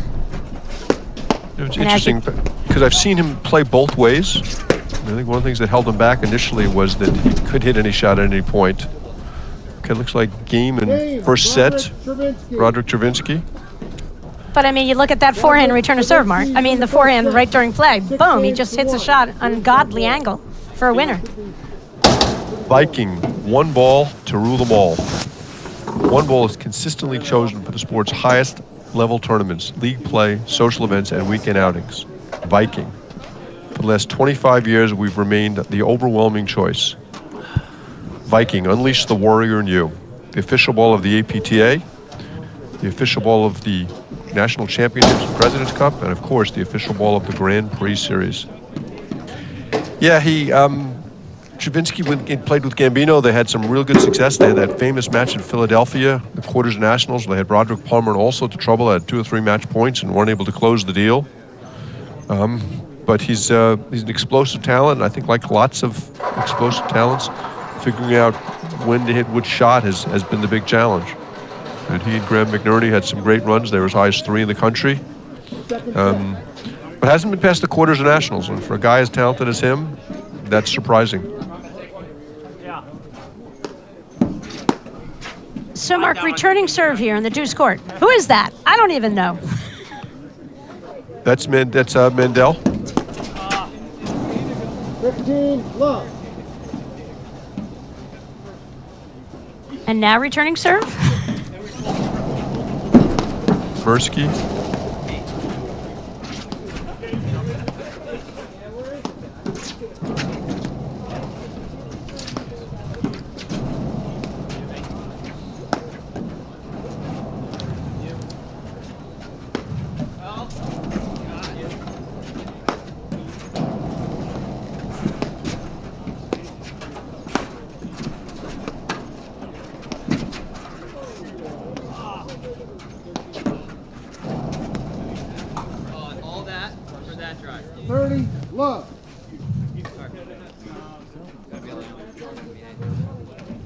You know what, Patty Hogan, you're absolutely right. It's Thomas and Lilac.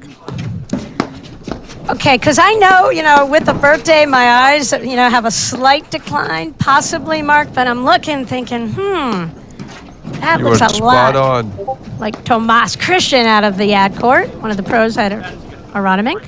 Good ball he hits there. And I've never seen his partner play once, Sven Lelick. Me either. Well, it's so fun to watch a new guy come onto the scene, and the guy's got game clearly. He's in this quarterfinal match. Be interesting to see what they do against veteran team of Broderick and Trawinsky. Not veteran team together, but veterans each in their own right. Right now, they're not doing much. They're getting rolled. And the winner of this match will be playing Hughes Powers.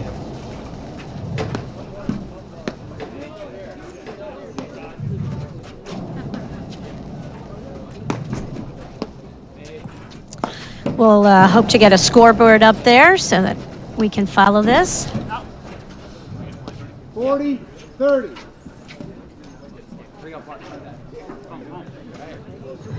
This is the first game of the second set.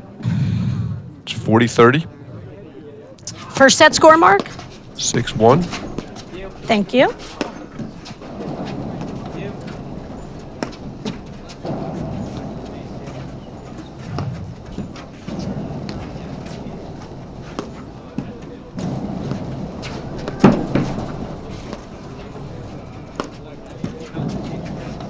Tomas Christian plays a lot in the last couple of years with his boss, JC Cotto. He's gotten the opportunity to play a lot of matches this year on a Pro Flight Tour with Drew Broderick. So he's really one of another talented young guys in the game. We just saw Felipe, who's in his second year. I think Tomas is maybe year 4. A lot of talent and big time opportunity here against Drew and Modik.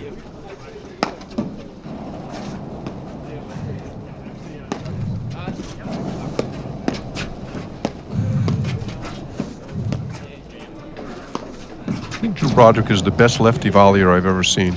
He's just remarkable at holding his position, staying disciplined on the backhand side.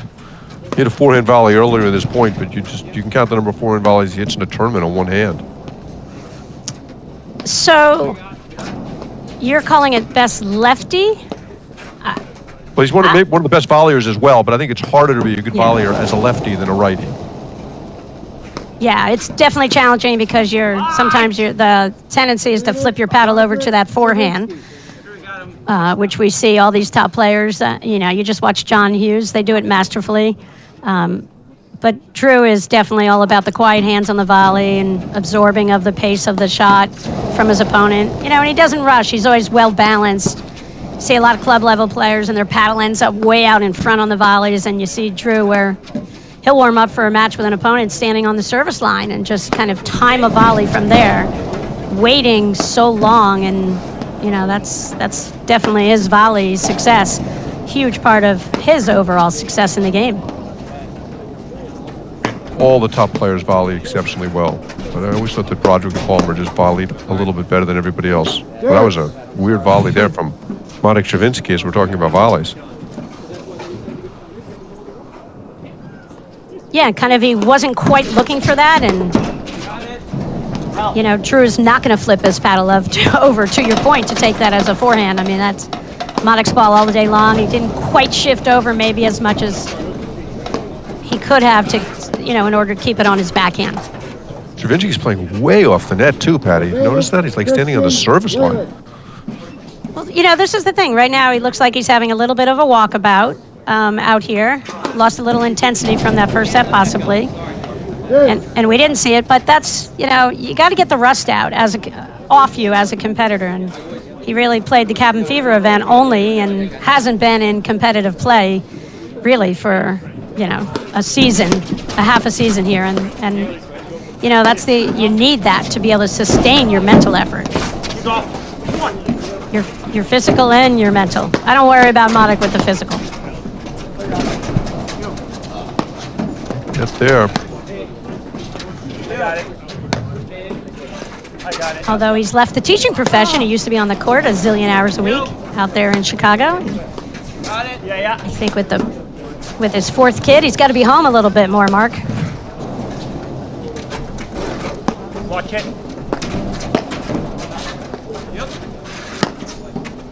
Ben is a college mate of Mick Ardoy and Dan Regan, legendary Armstrong teams. Really? Those guys. Yeah. Mick and Dan in the Hall of Fame for their college team. And that program's been disbanded, I think. There's no proof that Mick had anything to do with that, but I have heard some disquieting rumors.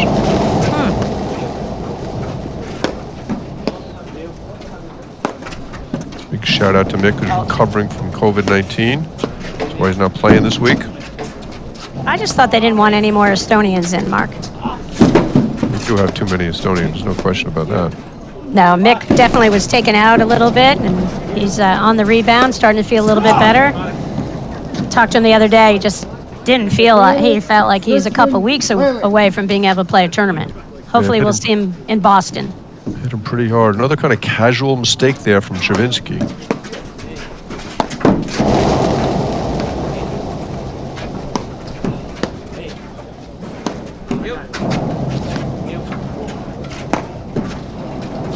Look at Chavinsky's court positioning, Patty. Just inside the service line. That's how much confidence he has in Broderick.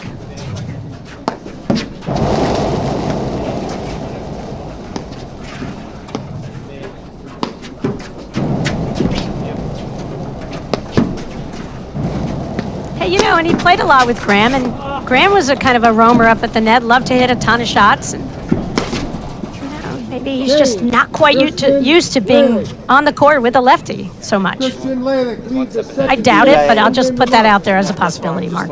Nice recovery. Throw that out there, Patty. Thank you. That was not one of his best games that he played there. No, he kind of took a little bit of a walkabout there, and you know, it won't last long. I'm sure Broderick will get him dialed in. Broderick's one of the game's best competitors ever. Just plays every single point, like we talked about. Mark Powers, they're Drew above all probably has had that consistency of his mental effort, match in, match out for decades. How many decades? 2 decades. One of the mentally toughest player we've ever had. Four-time men's national champ, mixed national champ. One of our game's greatest players. And he's the aunt to Marissa and Edmund, 2 of my favorite young adults.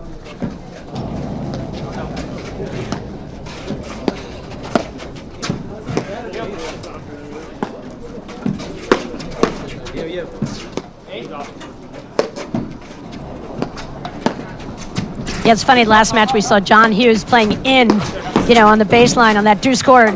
We get the same angle, and you have Modic, who's hanging out behind the baseline looking very casual. Yep, he's very deep in the court.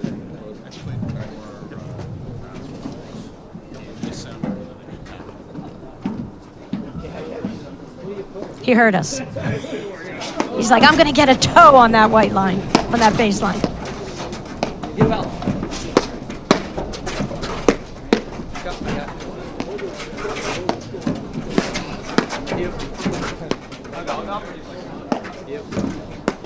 He does play deep in the court. Yep. I'll be curious to see. I was just going to say, Mark, how, Chawinski gets that, fired off 2 forehands there. Got a short volley onto the paddle of Broderick, and Broderick passed up a drive. It was kind of a low ball, but he threw up another lob. Just be curious if his offense from that deuce court feeds a little bit more of an offensive mindset for Broderick in the ad court. Again, I doubt it, but possibly. A good observation.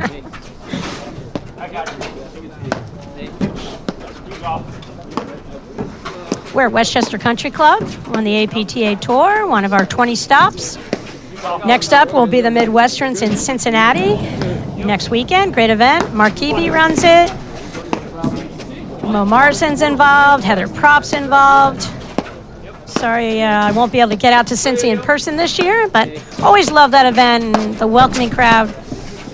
You know, in Cincinnati, they love high-level paddle when the tour stops in Cincy. They've been a Grand Prix event in the past, and look forward to that. And after that, next Grand Prix stop, APTA Tour will be in Boston, third weekend in January, and we'll expect to see a recovered Mick Erdoy and Sven Burris appear, along with lots of the other top teams in Boston. And now we're back to the action here, right from Westchester. Should be a great draw in Boston.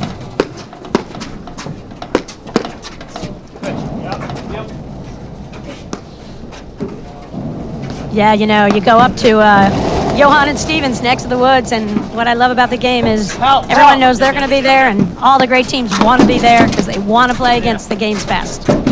Grand Prix Tour, we have 4 events that provide that opportunity where there's guaranteed pretty high point value of 425 if anybody understands how the rankings work in the game. And so you'll see a lot of top teams gear their schedule toward those Grand Prix events, as well as one of the 20 stops, or many of the 20 stops on the APTA Tour.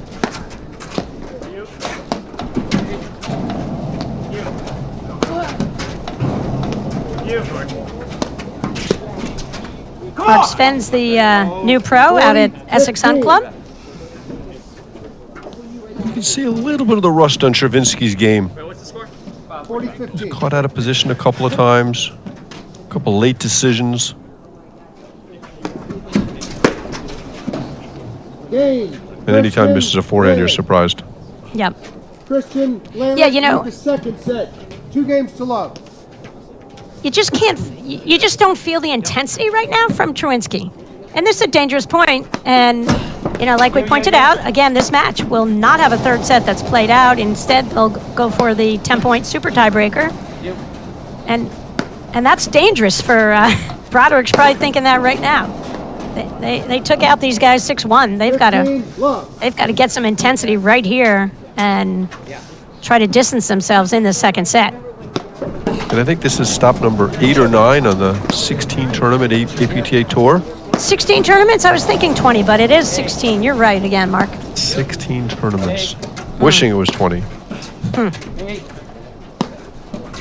Next week we'll be in Cincinnati for the Midwesterns. Yep, I was just talking about that, Mark. Midwesterns and then on to Boston.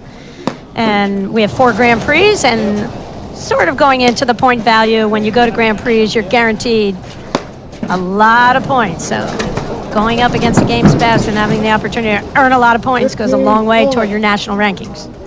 Great ball there by Christian. Catches Broderick leaning towards the middle. Yeah, we should take a look at the APTA Cup standings at some point today.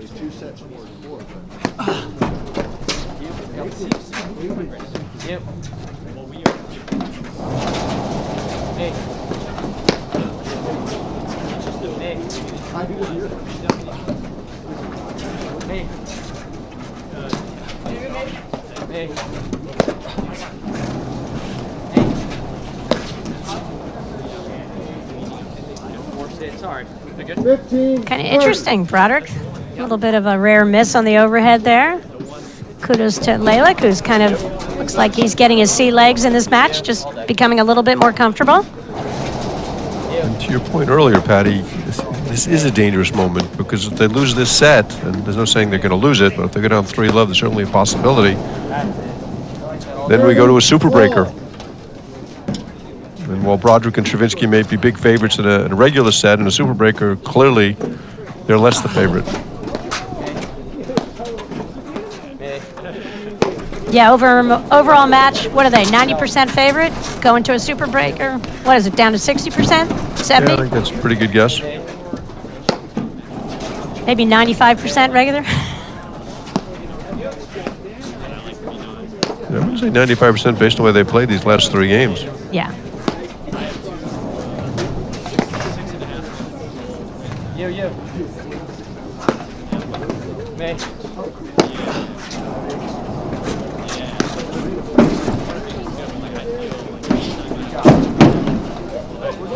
Great play there from Stravinsky. Saved 2 of the break points.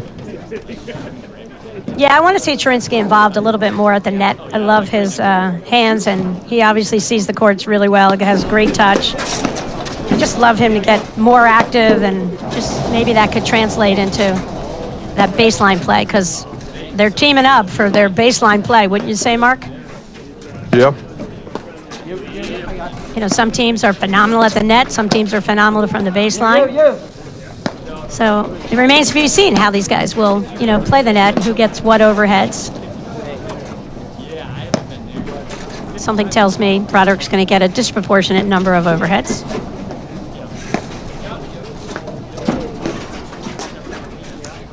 You know, right there, the ball came right out of Modic, and you saw him move over, Mark, and play the ball as a forehand. He does hit a lot of forehand volleys, but he's so good. He gets away with them. Atlantic lead the second set, 2-1. A big hold there from Broderick Chervinsky. Yeah, that was important. You couldn't let those guys go up 3-love and start to feel a little momentum. Or confidence, I would say, because I'm sure for Sven Lalick out here and Tomas Christian, it's a big stage, an opportunity on the live stream. Here's Tomas coming up against Drew, who's kind of his mentor of sorts in the game right now, and really helped him a lot with his decision-making, positioning, just the overall mental approach to the game, and Tomas is doing a great job.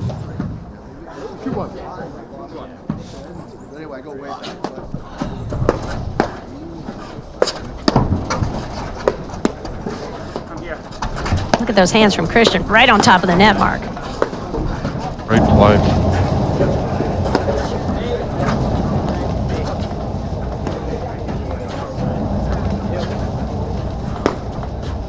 Just haven't seen Christian Lilaic's ability to hurt them from the backcourt.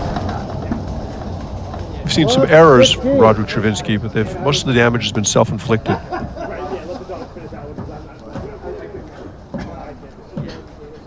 Yep, totally agree.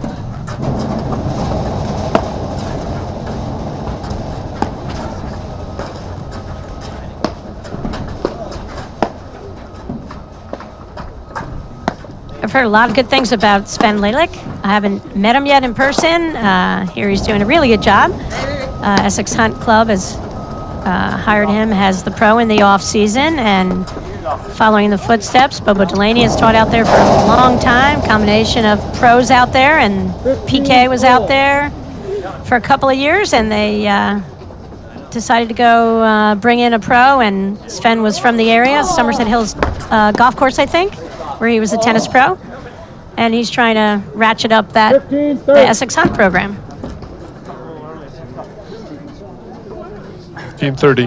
5:30.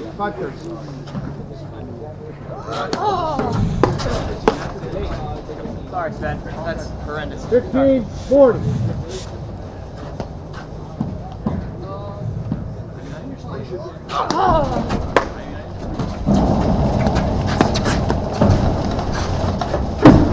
Yeah, Christian stayed back on that serve out of respect for that Chervinsky rifled forehand.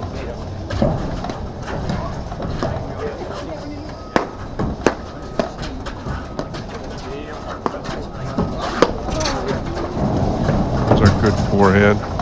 Yeah, I like the lob from Christian up the line on Broderick, and got them a really good offensive look.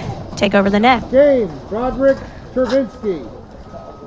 Bit of a swing and a miss there. Tied, 2 games apiece. We're back to 2-all. And that's one of the things, you know, you see these guys, they hit these cutters, these slash overheads, and they're harder than they look, and that's why only the top guys can really execute them on demand. But, you know, again, Tomas is coming along, and he's going to, you know, a year from now, he's going to have that shot and never miss it.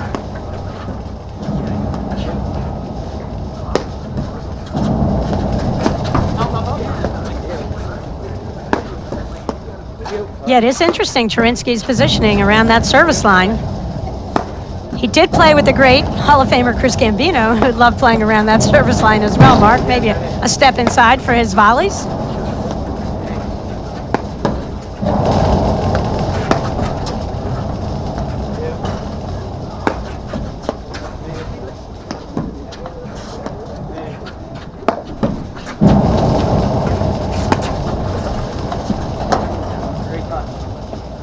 Christian misplayed that ball. That was a relatively easy one-more ball. Thought it was going to be 2. Yeah, I didn't know if he was looking for a drop shot right there. He looked to be leaning toward the court, I thought. 15 all.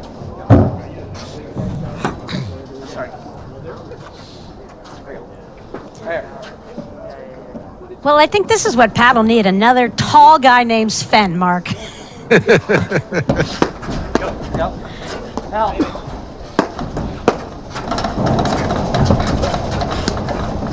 a little bit yesterday about the team nationals coming up. Chicago and Short Hills, New Jersey in April. Encourage everybody to sign up, grab a partner, grab a team, get out there and play. In April, I think that's the event possibly hosted by Indian Trail Club. Mike Gillespie, Anna Brazova. Yep. Hall of Famer Anna Brazova. New Hall of Famer, going to be inducted in the class of 2022. She and Gillespie running the event, and you got 2 Hall of Famers and tournament directors. Got to be a heck of a tournament. Exciting, what a fun format that is. You can get your paddle peeps. You don't all have to be playing from the same club or even from the same state, Mark, and you can form a team and go try to win a gold medal. I love the play. You and I have been big fans of the growth of the game and the ability to give so many more players in our game the opportunity to compete for a national title, not only as a team, but also with a partner, with all the PTI national events being held over the country, headed up by Sam Byron, who's doing a great job in his volunteer efforts for the APTA, working closely with Mika Dury and Tiernan Cavana on it. 40-15.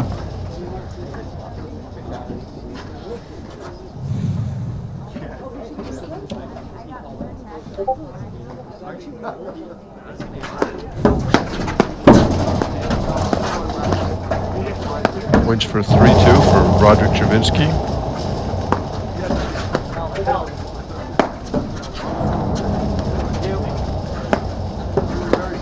Broderick Travinsky are just too comfortable at the net here. They just don't feel like Christian and Lilac can hurt them.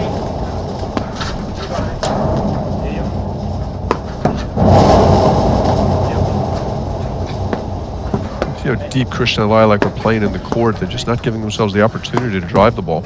Exactly. That's the difference between the positioning that you saw from Hughes and Powers, just kind of ready to pounce, and a lot of footwork in there, where these guys definitely are playing 2 feet, deeper or closer to the back screen. And very quiet with their feet.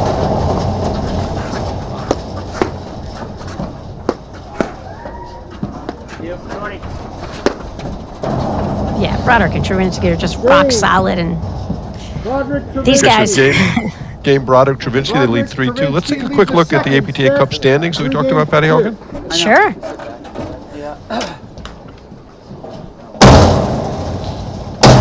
there's the guys. It's an individual competition, so Juan Araya is in the lead, followed by his partner Mark Parsons. Now this is going to still have, these points are dramatically inflated at the Grand Prix, and then again at Nationals, where you get double the points at the Grand Prix and the regular events, and then double the points at Nationals. So this thing won't be over until March. And Juan's got that lead thanks to his quarterfinal finish in Rochester with Patricio, Mark, I believe, early in the season. They played a couple of tournaments early that Parsons didn't play. We'll take a look at the women later on. Here we go. Foot fault called on Sven Lilac. Love seeing the umpires calling foot faults, Patty Hogan. Yep, we want to see that as a consistent thing from the umpires. It's great for everyone. I don't like the random calls. I like it when it's consistent. And regardless of the moment in the match for any player, if they see it, they just have to call it. Yep. There's that great Broderick backhand. Such a short, compact swing. Yeah, and he went well in front of Modic, and Modic didn't have any problem with Drew roaming over like that.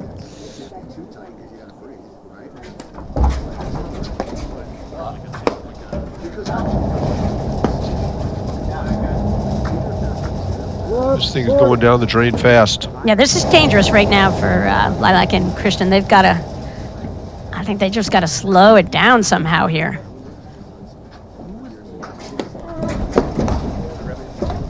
Just try to get in some longer points, Mark. hard to get in longer points when all of a sudden you look up and there's Broderick's backhand or Modic's forehand. And as we said, you know, the reason Broderick Travinsky teamed up is because of their baseline play and what they thought as a team they'd be capable of. Broderick is good enough almost by himself at the net, but he needs some help in the backcourt to create some offense. Yeah, he does, and that's Broderick serving 4-2, second set. Just nothing you're seeing Christian Lilac do is making Broderick and Travinsky comfortable at the net or in the backcourt. No, it looks like they're headed for what could be an epic match against Hughes and Powers, the winner of this match, and it looks like it's going to be Broderick and Travinsky at this point. That match is slated for 1:30 this afternoon. I doubt it will be 1:30, Mark. Yeah, I think it's scheduled for 2, and I think we're Was it planning on scheduling, showing the other semi. Okay. But it'll be 2 channels, so you can be able to watch the second match as well.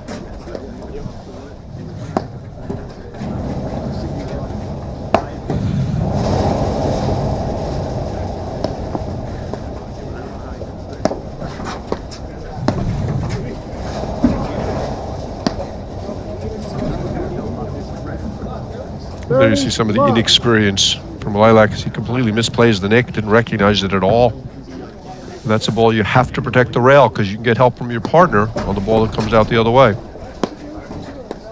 So in English, Mark, what does he do? He's got to play the line. He's got to play the ball that comes straight off the nick up the line. Okay, so he's got to go over to his right, get closer to that side screen. Maybe just even block that ball before it goes in, or if it's coming off, just assume you're playing a ball backside screen and give up the rest of the court to your partner. Absolutely. Just like you said.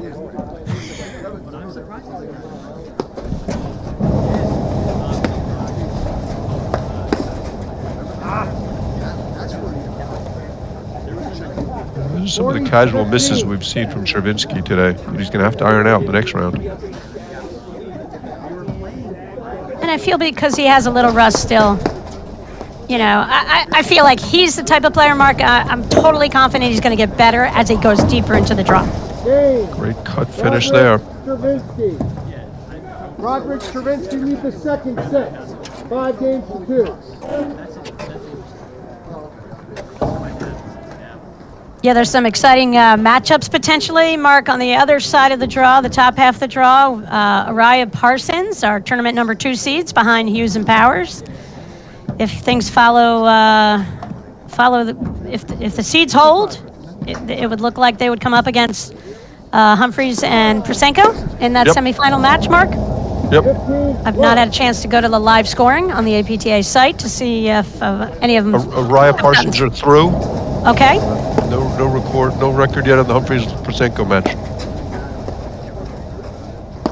Kind of knew Araya Parsons through because you didn't hear that loud booming voice of Araya. Yeah, it was quiet in the background from Westchester Country Club. And Araya's a lot of things, but quiet is definitely not one of them. Look at Broderick. That's his brazen chord position. It's just he's got so much confidence in his hands. He knows he's just trying to like tempt Tomas into hitting those little shots where a lot of players learn you're better off just dumping the ball down the middle or go to the other guy. Don't engage in those little games because Broderick usually wins those. Yes, he does.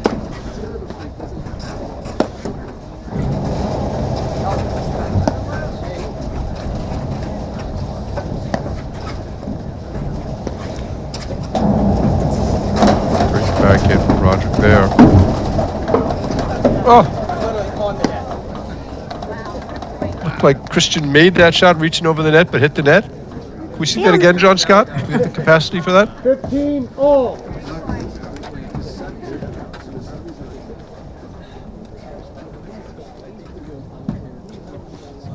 Oh. 30-15. Huge swing from Travinsky right there.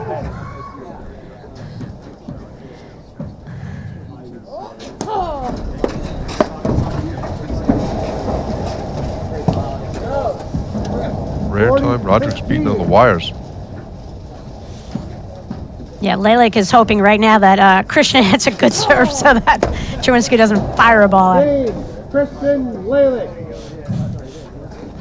Yeah, that's just the inconsistency from Broderick right there, Mark. Two returner serve errors on big forehands. Going for it. Miss one in the net, miss one wide. He'll serve for the match.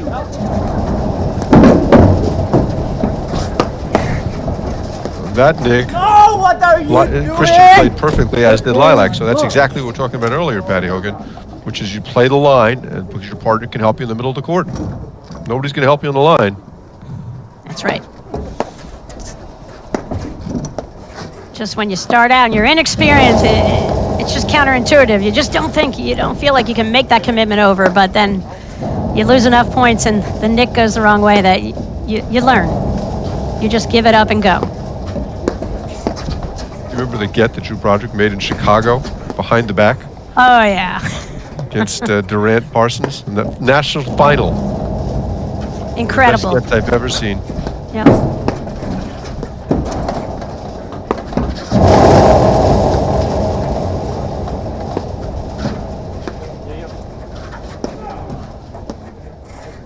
And again, how quiet the feet are for Christian and Lilac. Just got to be more aggressive. Put yourself in an offensive position. The contrast with Hughes and Powers is so stark. Gets a good rip there, though.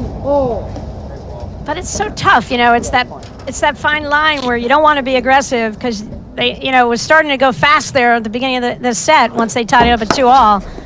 And then you've got to play some long points and keep it going and kind of try to dictate pace, which against Broderick traditionally is so difficult. He's the one who dictates the pace of play. Here, Travinsky managed to get hit. It looked like he couldn't decide whether to get out of the way of the ball or not. I'm not quite sure what the decision was. But yeah, I'm not saying they should accelerate the pace of play. I think they've just got to be more aggressive to put themselves in position to hit the shots. Not necessarily hit the shots. But they've got to show the threat Right. of a forehand from inside the baseline. Right, there's no threat here at all. They're just standing watching, and there Lilac gets beat on the nick when he's not trailing the play. Lalick's got a long reach, Mark. He still is going to have to go over. Not long enough there. 30-40. 30-40, good return there. I do like Lilac's forehand return.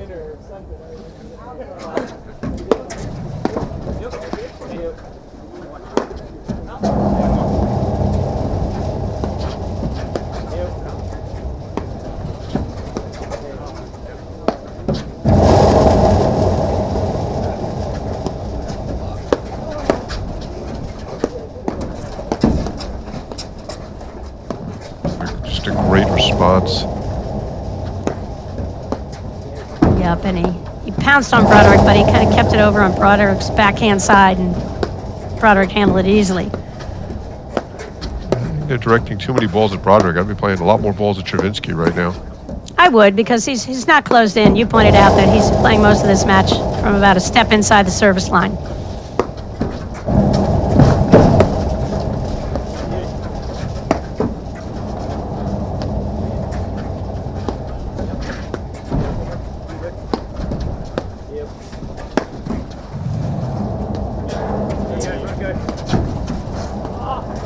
Great battle this point is.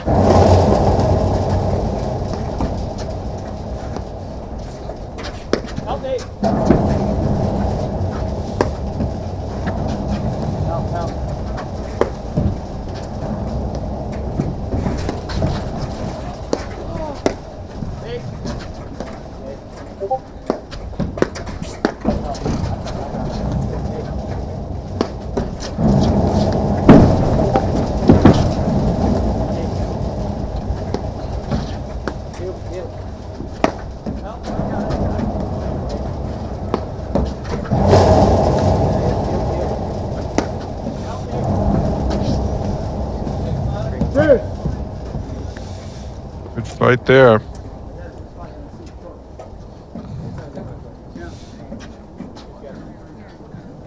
Back to deuce. That's Chewinski serving. Drew Broderick at the net.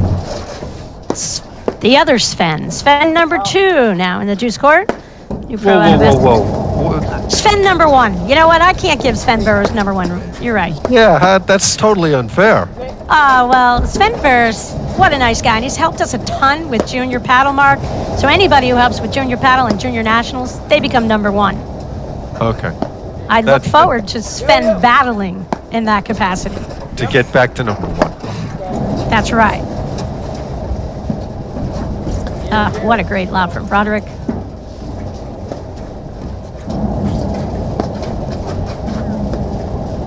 Kind of fun. Christian and Lalick just stayed back. Didn't want to take the net.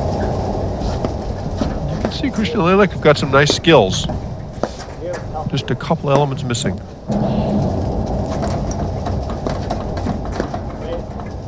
Yeah, I think if they had Broderick on their team, there were 3 of them, that could help level it out. Broderick on your team always helps level it out. Well, these guys are phenomenal players. They're just, they just have nowhere near the experience of Chawinski and Broderick. Great dig there off the Broderick overhead. Looked like he was in all sorts of trouble.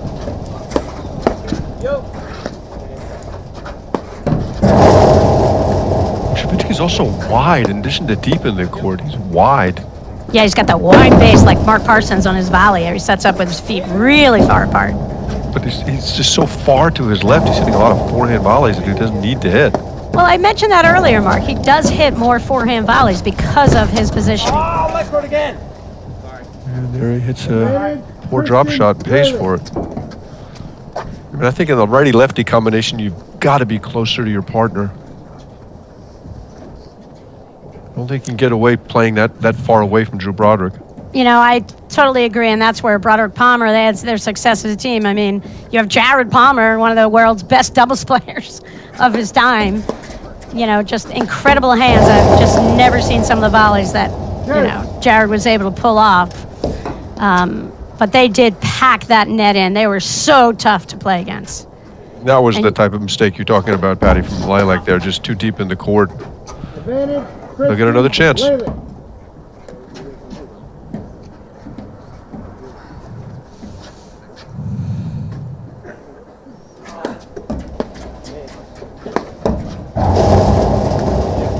Sloppy play here from Broderick Chawinski. More Chawinski than Broderick, but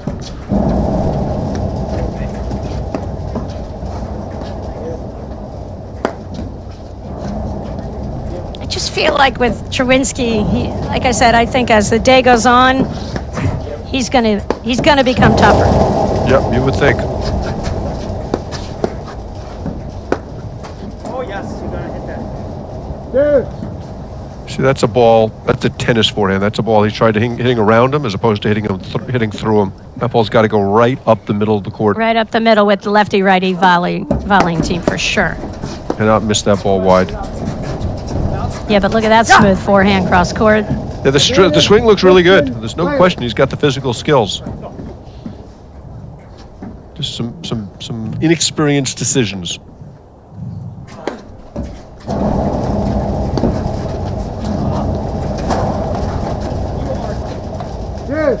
Idiotic. Sorry. I can't believe it. Mike, watch me. Yep. Back to deuce. That was pretty sweet. Big return. Yeah, the return to serve is real good. It's getting that forehand in the course of play that he's not doing enough of. Another break opportunity. Chawinski always had one of the best serves in the country. Wow. That was not textbook, but it worked. Huge break of serve right there. I'm not even quite sure how he played this ball. It's a great overhead that catches the nick, comes straight out. You're right. He might become Sven number 1. That was kind of a... Yeah, I think Drew felt like there's no way he's going to make that shot from the position he was in. And I tend to agree with Broderick's analysis. Yeah. Similar to the Drews make that you were referring to a while back on that unbelievable shot when he, get that he had when he switches paddle over on that shot. We remember it well. On the other hand, every time Drew's running for the ball, I expect him to get it. Yeah, that's for sure. So we're at 5-4 second set here. Broderick Trowinski looking for a berth in the semifinals against Hughes and Powers, but the new team of Tomas Christian and Sven number 1.5. But moving up. Moving up. They're hanging in here and somehow have gotten themselves into a great position. 5-4 second set. They're competing. Yep, and we don't play this out as a third set in its entirety. Instead, it's going to be a super tiebreaker, first team to 10. So that would be a dangerous position for Trowinski Broderick to find themselves in. Surely they're thinking they would love to avoid that and close this thing out.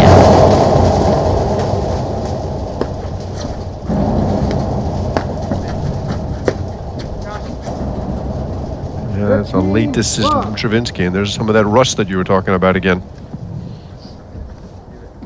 His forehand is so good, he can pull the trigger on any time, but that doesn't mean that he should.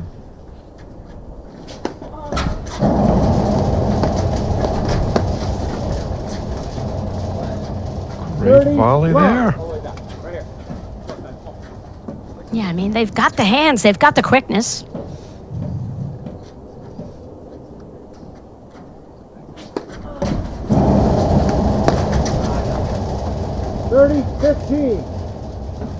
Pretty big time spot right there from Trowinski coming in on that right side of Sven, caused him to flip his paddle over and miss the volley. That ball came so far out, might have been better suited to bail. Yep.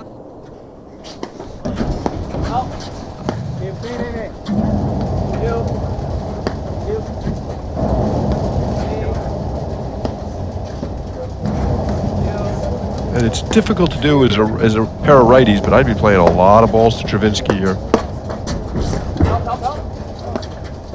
And make him beat you, because you know what you're going to get from Drew Broderick. He's just going to make such sound decisions. He's not giving anything away at this point of the match.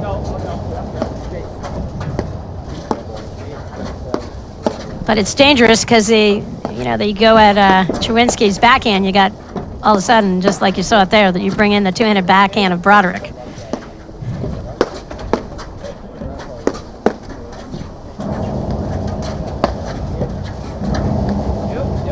But to your point, you're really thinking about who's going to give you a potential error versus you're just going to have to keep playing a longer point, more shots.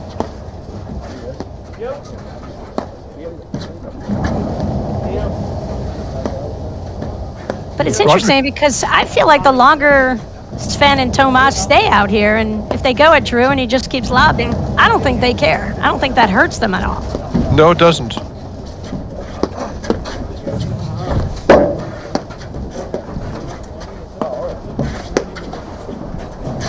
There he hurts him with the lob.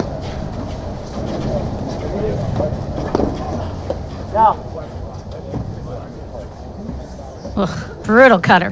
30 all. I mean, Christian Lelek have to have the net. They're not winning this match from the backcourt. Yeah, even though Trowinski Broderick are so good from the backcourt, I totally agree they've got to be up there. Get ready, Tomas. And that's why I think that they've got to play more Trowinski. Because Broderick is going to find the holes. Broderick is going to manipulate them into uncomfortable positions. Whereas Trowinski, as evidenced by that play, is going to make some poor decisions, give them some opportunities. What a volley from Tomas. Just stayed down low, kept that volley low. Broderick couldn't come up with it. Add in. Point for 5 all, Mark.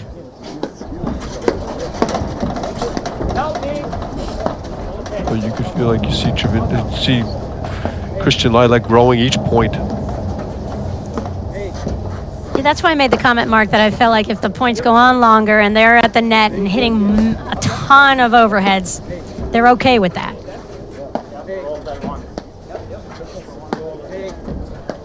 And I like this setup where Lelek is, or Lalek, however you say his last name, is the player, when we're looking at this screen to the right.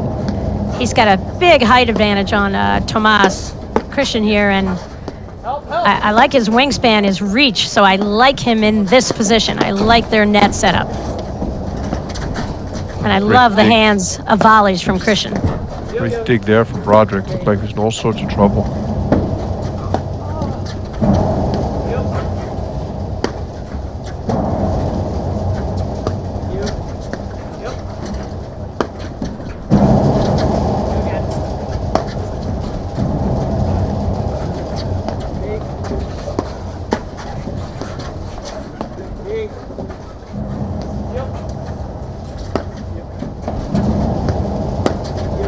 You know, Sven 1.5 and Tomas, they're getting better as this match is going on, Mark. No question. He might be Sven 1.2 right now.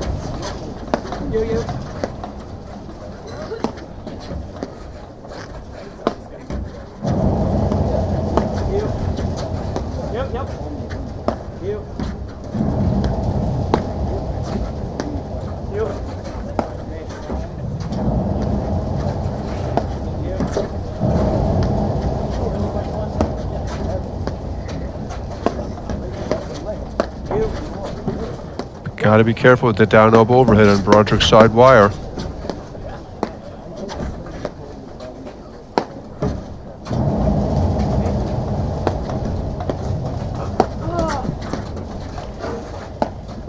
Yeah, we all know that Zorro type of overhead that Broderick loves to hit. You just don't want to really give him that.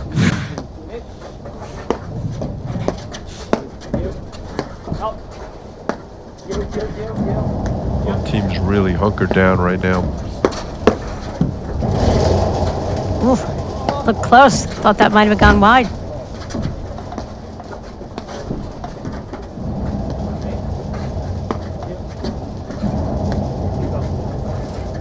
It's the point of the match, Mark. Might even be the point of the day. Although the day is young. Could it rival the 10-minute point? The longest paddle point of all time? Oh, that's like the second lead core they've gotten that's crawled over. Well, that point was brutal. This point's got some action. You mean the play of that point? There were a few lobs thrown up. Few? By that team of Lofgren Crick, I believe. Yeah. Maybe the most lobs ever in a point. Yes, by Crick mostly.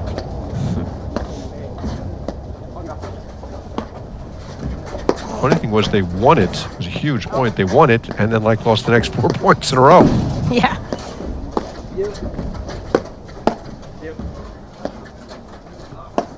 Oh, this is such fun. What a quality point here. All four Yes. players. They all know this is a gigantic moment.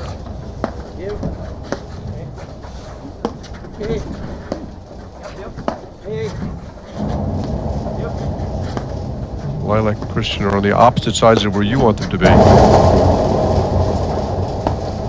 I guess when you're so good, you can do whatever you want. I just love the wingspan of Sven out there. Sven 1.2. 1.2, yeah. I just feel from playing the other side, he would have a little more opportunity to have a little more variety in his overheads. And I like Christian's hands a ton on volleys up close on the net. As he closes beautifully there. Oh, that was close too. Yep, another close sideline ball.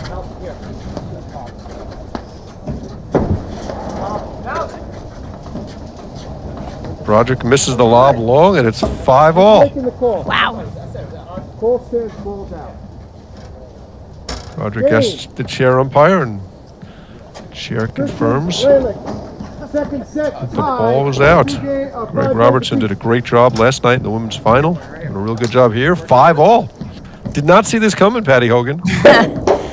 No, I did not see it coming. It just looked like we were going to go off air and get ready for the semifinals. But, I mean, how fun. This great new team. We're getting to watch them play. Tomas Christian, down from Aronimik, or up and over from Aronimik Country Club, and Sven Lalick, who we're all enjoying watching for the first time on the live stream. Or I am.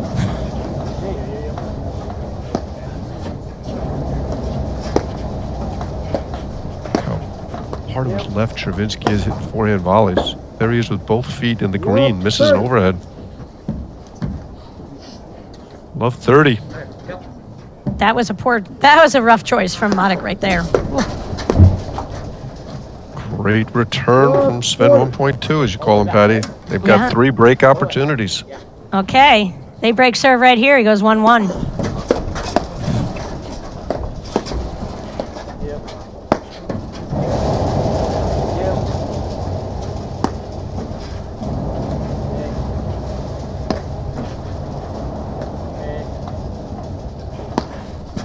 we talked about Hughes and Powers, how when they were invincible, Mark, they could close out matches. Same thing, Broderick Palmer.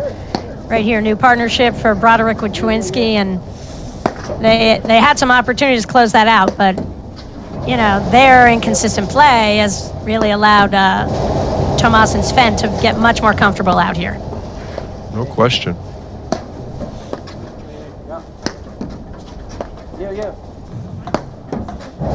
So we always know, and we've seen that the longer the points, it favors Broderick and anyone.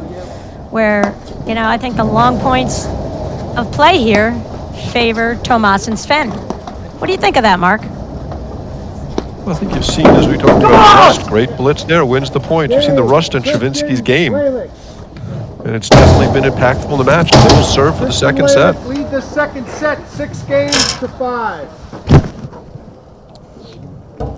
So Sven played with Dan Regan and Mika Doya at Armstrong. Yep. Oh, wow, what a class. Nick told me they had some of the best teams in the country. They could have beaten most of the Div 1 teams, if not all. They were, I think, NAIA. Dan ended up out in Texas. We lost him from the pro ranks in Connecticut.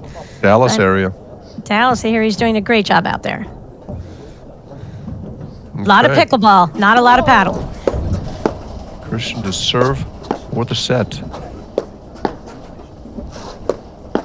And I love their positioning at the net. I think that's really well positioned there. As you saw Christian slide over the middle, straddling that center stripe. Yeah, really looking to cover the middle on that drive if it came out of Modic's corner. They're doing a great job of that at the net. I really like that positioning.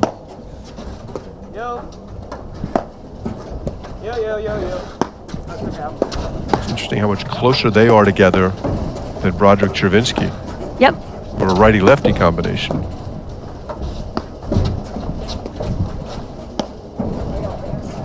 That's a smart overhead from Christian. He knew not to mess around with Broderick there. Really good. And you saw Broderick looking for the Zorro type of attempt, and Tomas was really wise in just hitting behind him, not in front of him. That's a big difference with these top players from club level players. They'll often hit to an opening, but it's where the other player is headed, where these guys try to wrong foot each other. Chewinski misses that one. Christian responds with a fault. 15-0.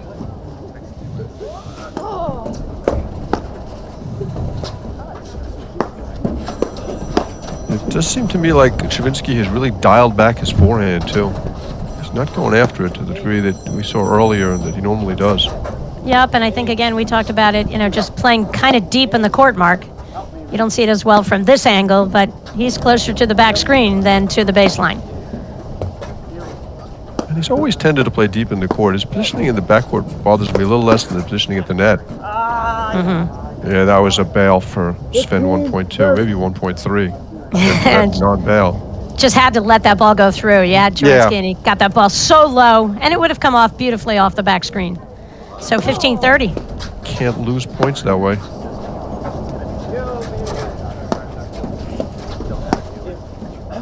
Well, again, that's the quick decision making that you only get it from playing a ton. You get, from competition experience against the top guys. When you're out playing on a Wednesday night, you never see a shot like that. Great miss-hit volley there from Christian as he apologizes unnecessarily. 2 points from the set. And 2 points from the match. 30-40. And there he was bailing, but point for another breaker. Okay, so instead of the super breaker for the third, we'll play a normal breaker, 12-point breaker for the second set. Yep. 6 games apiece. Tiebreaker.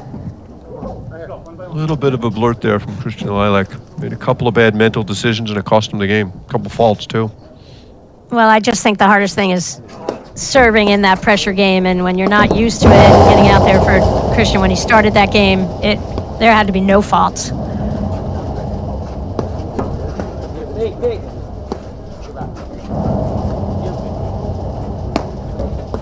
Do we look for Broderick to try to take a little more of an initiative out here in the tiebreaker, Mark? I would think so. That's partially up to Christian Lalek in terms of where they're going to hit their lobs.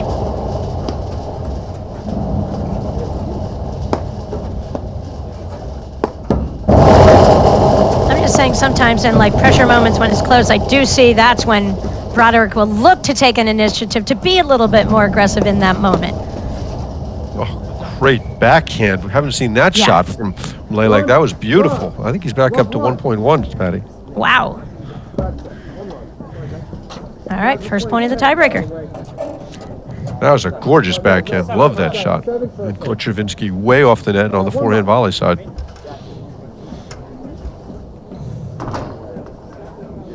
All right, a little footwork, a little bounce from Broderick.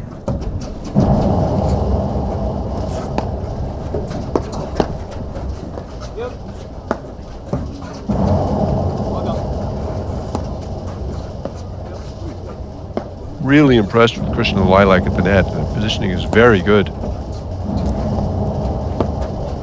And, you know, Mark, you just see these guys, their fundamentals are rock solid. Their high level of tennis affords them opportunity to step onto the paddle court and instantly be pretty phenomenal.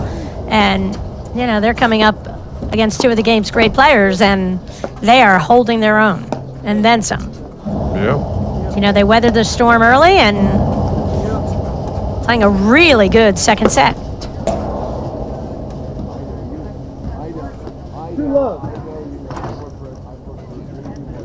Did that ball hit him or not? I don't think so. I'm So I not think sure. that makes it 1-all. We'll find out after this point whether it did or not.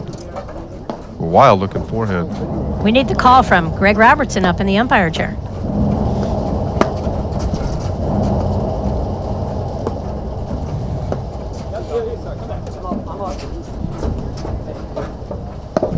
Lob there from Chervinsky.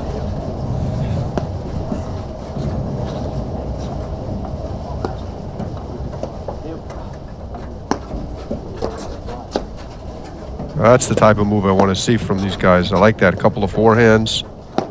Good aggressive footwork. I'd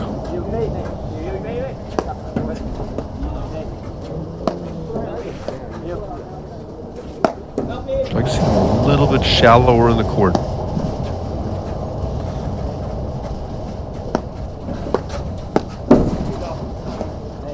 It's a good move there from Lalek. Yeah.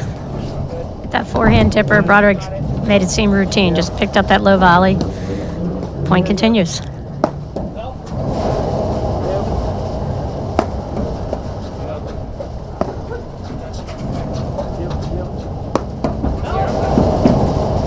Oh, that's a good move from Christian. Smartly lets the ball through.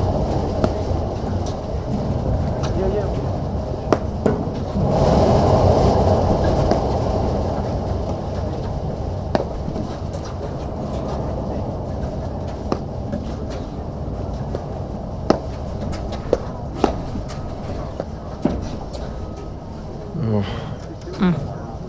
1, 2. They worked so hard and then he just missed a little one. 1 serving 2. 2-2, Mark? Can't be 2-2. It's got to be 2-1. I thought I heard him say 2-2, but you are correct, I think. Really out on that limb a long way, Patty Hogan.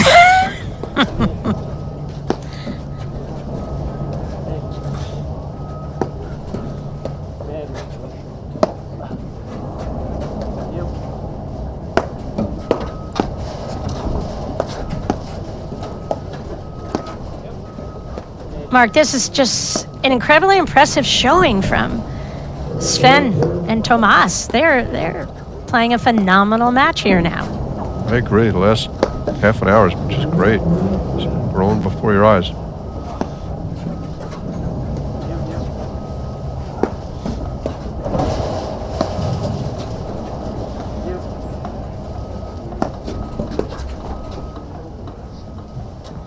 Two.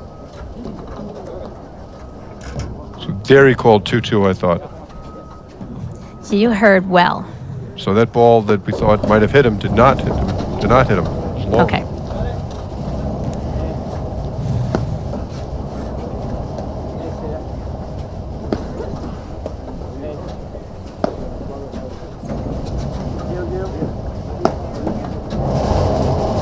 Tomas and Sven are doing a great job handling the spin, the variety off of Broderick's lefty overhead. I think they're doing a great job.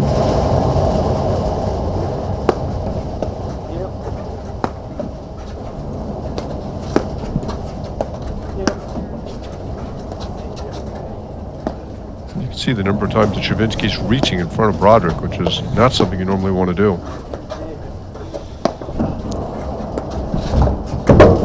Oh, Wow. I think Broderick was surprised by that decision. It was a questionable one to say the least, but he got away with it.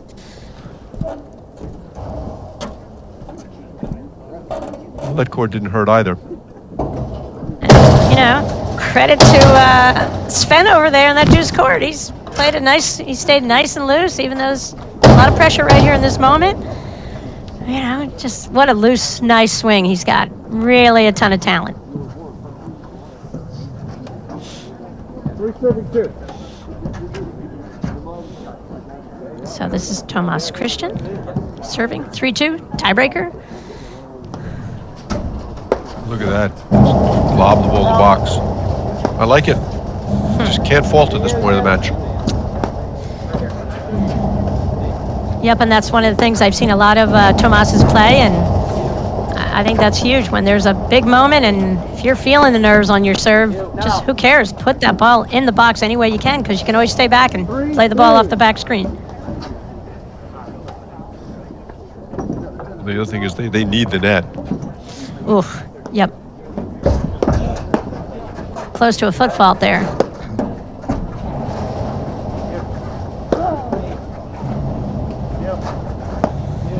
That's a good effective serve against Broderick. He doesn't generate his own pace particularly well, especially in the forehand side.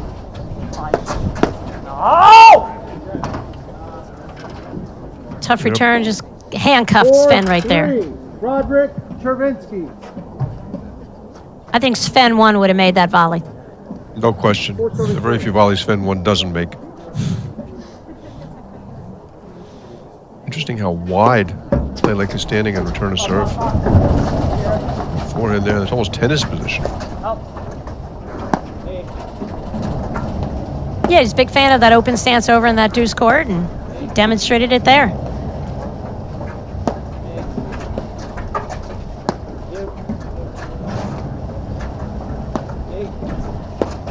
Sorry, dude. It's my bad. That's fine. I know. 5-3. And you can see Broderick Chervinsky just kind of tightening things up at the big moment of the match. A couple errors from Christian Lilac here. Pretty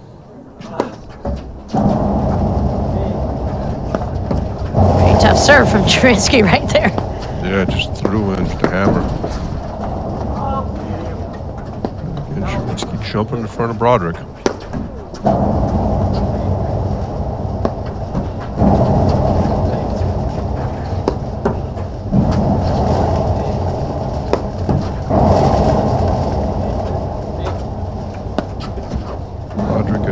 Over Lilac here.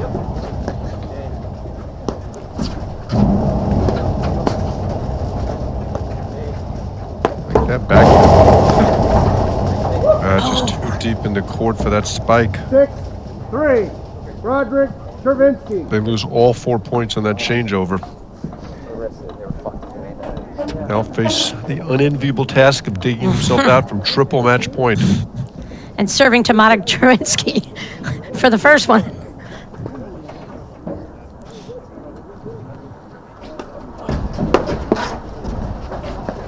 Volley. It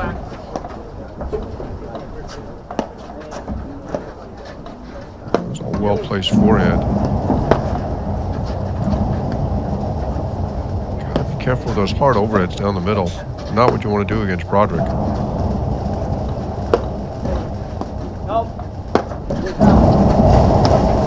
Uh-oh. Oh, he missed it. Oh. They were in full retreat. They'd raised the white flag. They were getting out of there very smartly, too. Well, see if that miss comes back to haunt him. That's definitely not 7-3 in the breaker. 4 serving 6.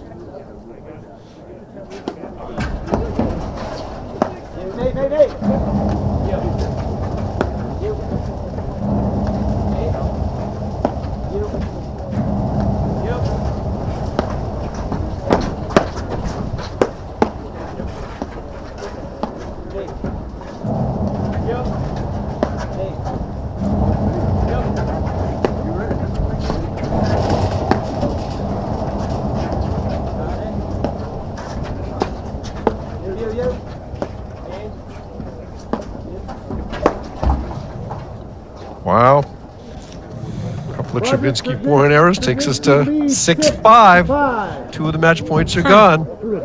Yes, so far, I'm surprised how far he went over to play that shot. Big serve from Broderick. Look how many forehand volleys Travinsky's hitting. Yeah.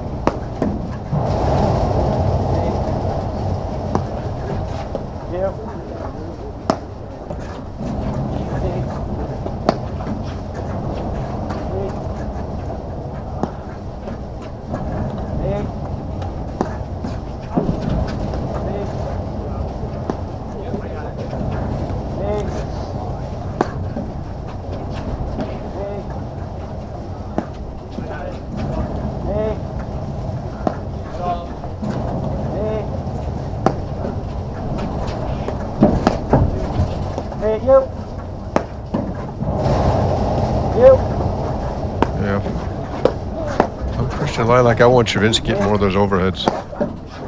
You're going to get some swings on those balls. Broderick's overhead is just so good. Yeah, he doesn't overhit. He uses the right amount of pace and spin. Travinsky's is very flat. Definitely going to get some swings. Yep, it's a great lob right there, backing Matic up.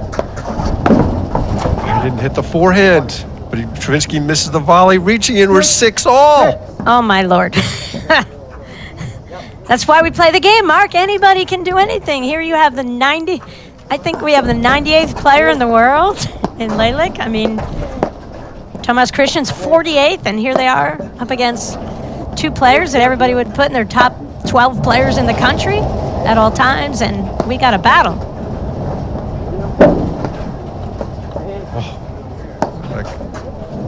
Not play that one in a textbook fashion. Didn't have his feet underneath him there. Could not hit that shot. It looked like the right shot, but he was off balance. Yeah, he'd had some hang time in there, Mark. Tough shot, hard to resist. He didn't resist it a couple points ago, and it cost him, and he didn't resist it there, and that cost him another match point number 2. Christian with the abbreviated serve.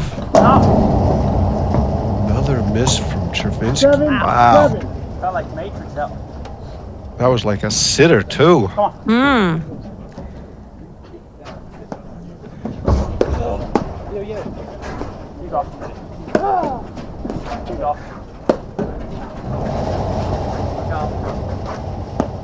Boy, Patty Hogan, I would be a lot of balls to Travinsky here. Oh, yeah. Every ball. After the last couple of misses you've gotten from him, played a very spotty tiebreak. Broderick is going to give you nothing.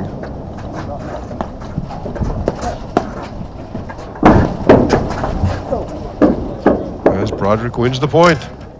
He got Tomas to bite on that ball. I don't know if that ball was staying in, Mark. No way. I think you're absolutely right, Pat. I think it was going long, but I don't think Broderick had any intent on hitting it in the court. Just trying to hit him there. Yep, just trying to catch him really where he couldn't handle it. Match point number 5. Number 5? All right. And there it is. Game, set, match. Broderick Travinsky, 6-1, 7-6. It was fun watching those guys play, Patty. Really fun match, and they're stars on the rise. I love that those guys put up such a great fight in that second set. Not surprising that Broderick Travinsky came through, and I look forward to their semifinal match against Hughes and Powers. That's going to be a war. Any closing thoughts, Patty? No, just so fun, and, you know, talk about the depth in the game of platform tennis, and you have these guys, you know, ranked just inside the top 100 individually, and they took it to Broderick Travinsky here. Kudos to those guys. Great play. Although, in fairness, their arrow was pointed up quickly, and if they play a lot of tournaments, you'd expect to find them in the top 20, 25 very fast. Yep, totally agree. Okay, we'll be back at 2 p.m. The Uriah Parsons, Humphrey Protsenko semifinal after these messages right here on the APTA YouTube channel presented by eNet Live. They've done it again. Johanna Runt and Stephen Mitchell are the APTA national champions for the second year in a row. There you have it, your women's APTA national champions, Florentina Harnisch and Anna Maria Sabori.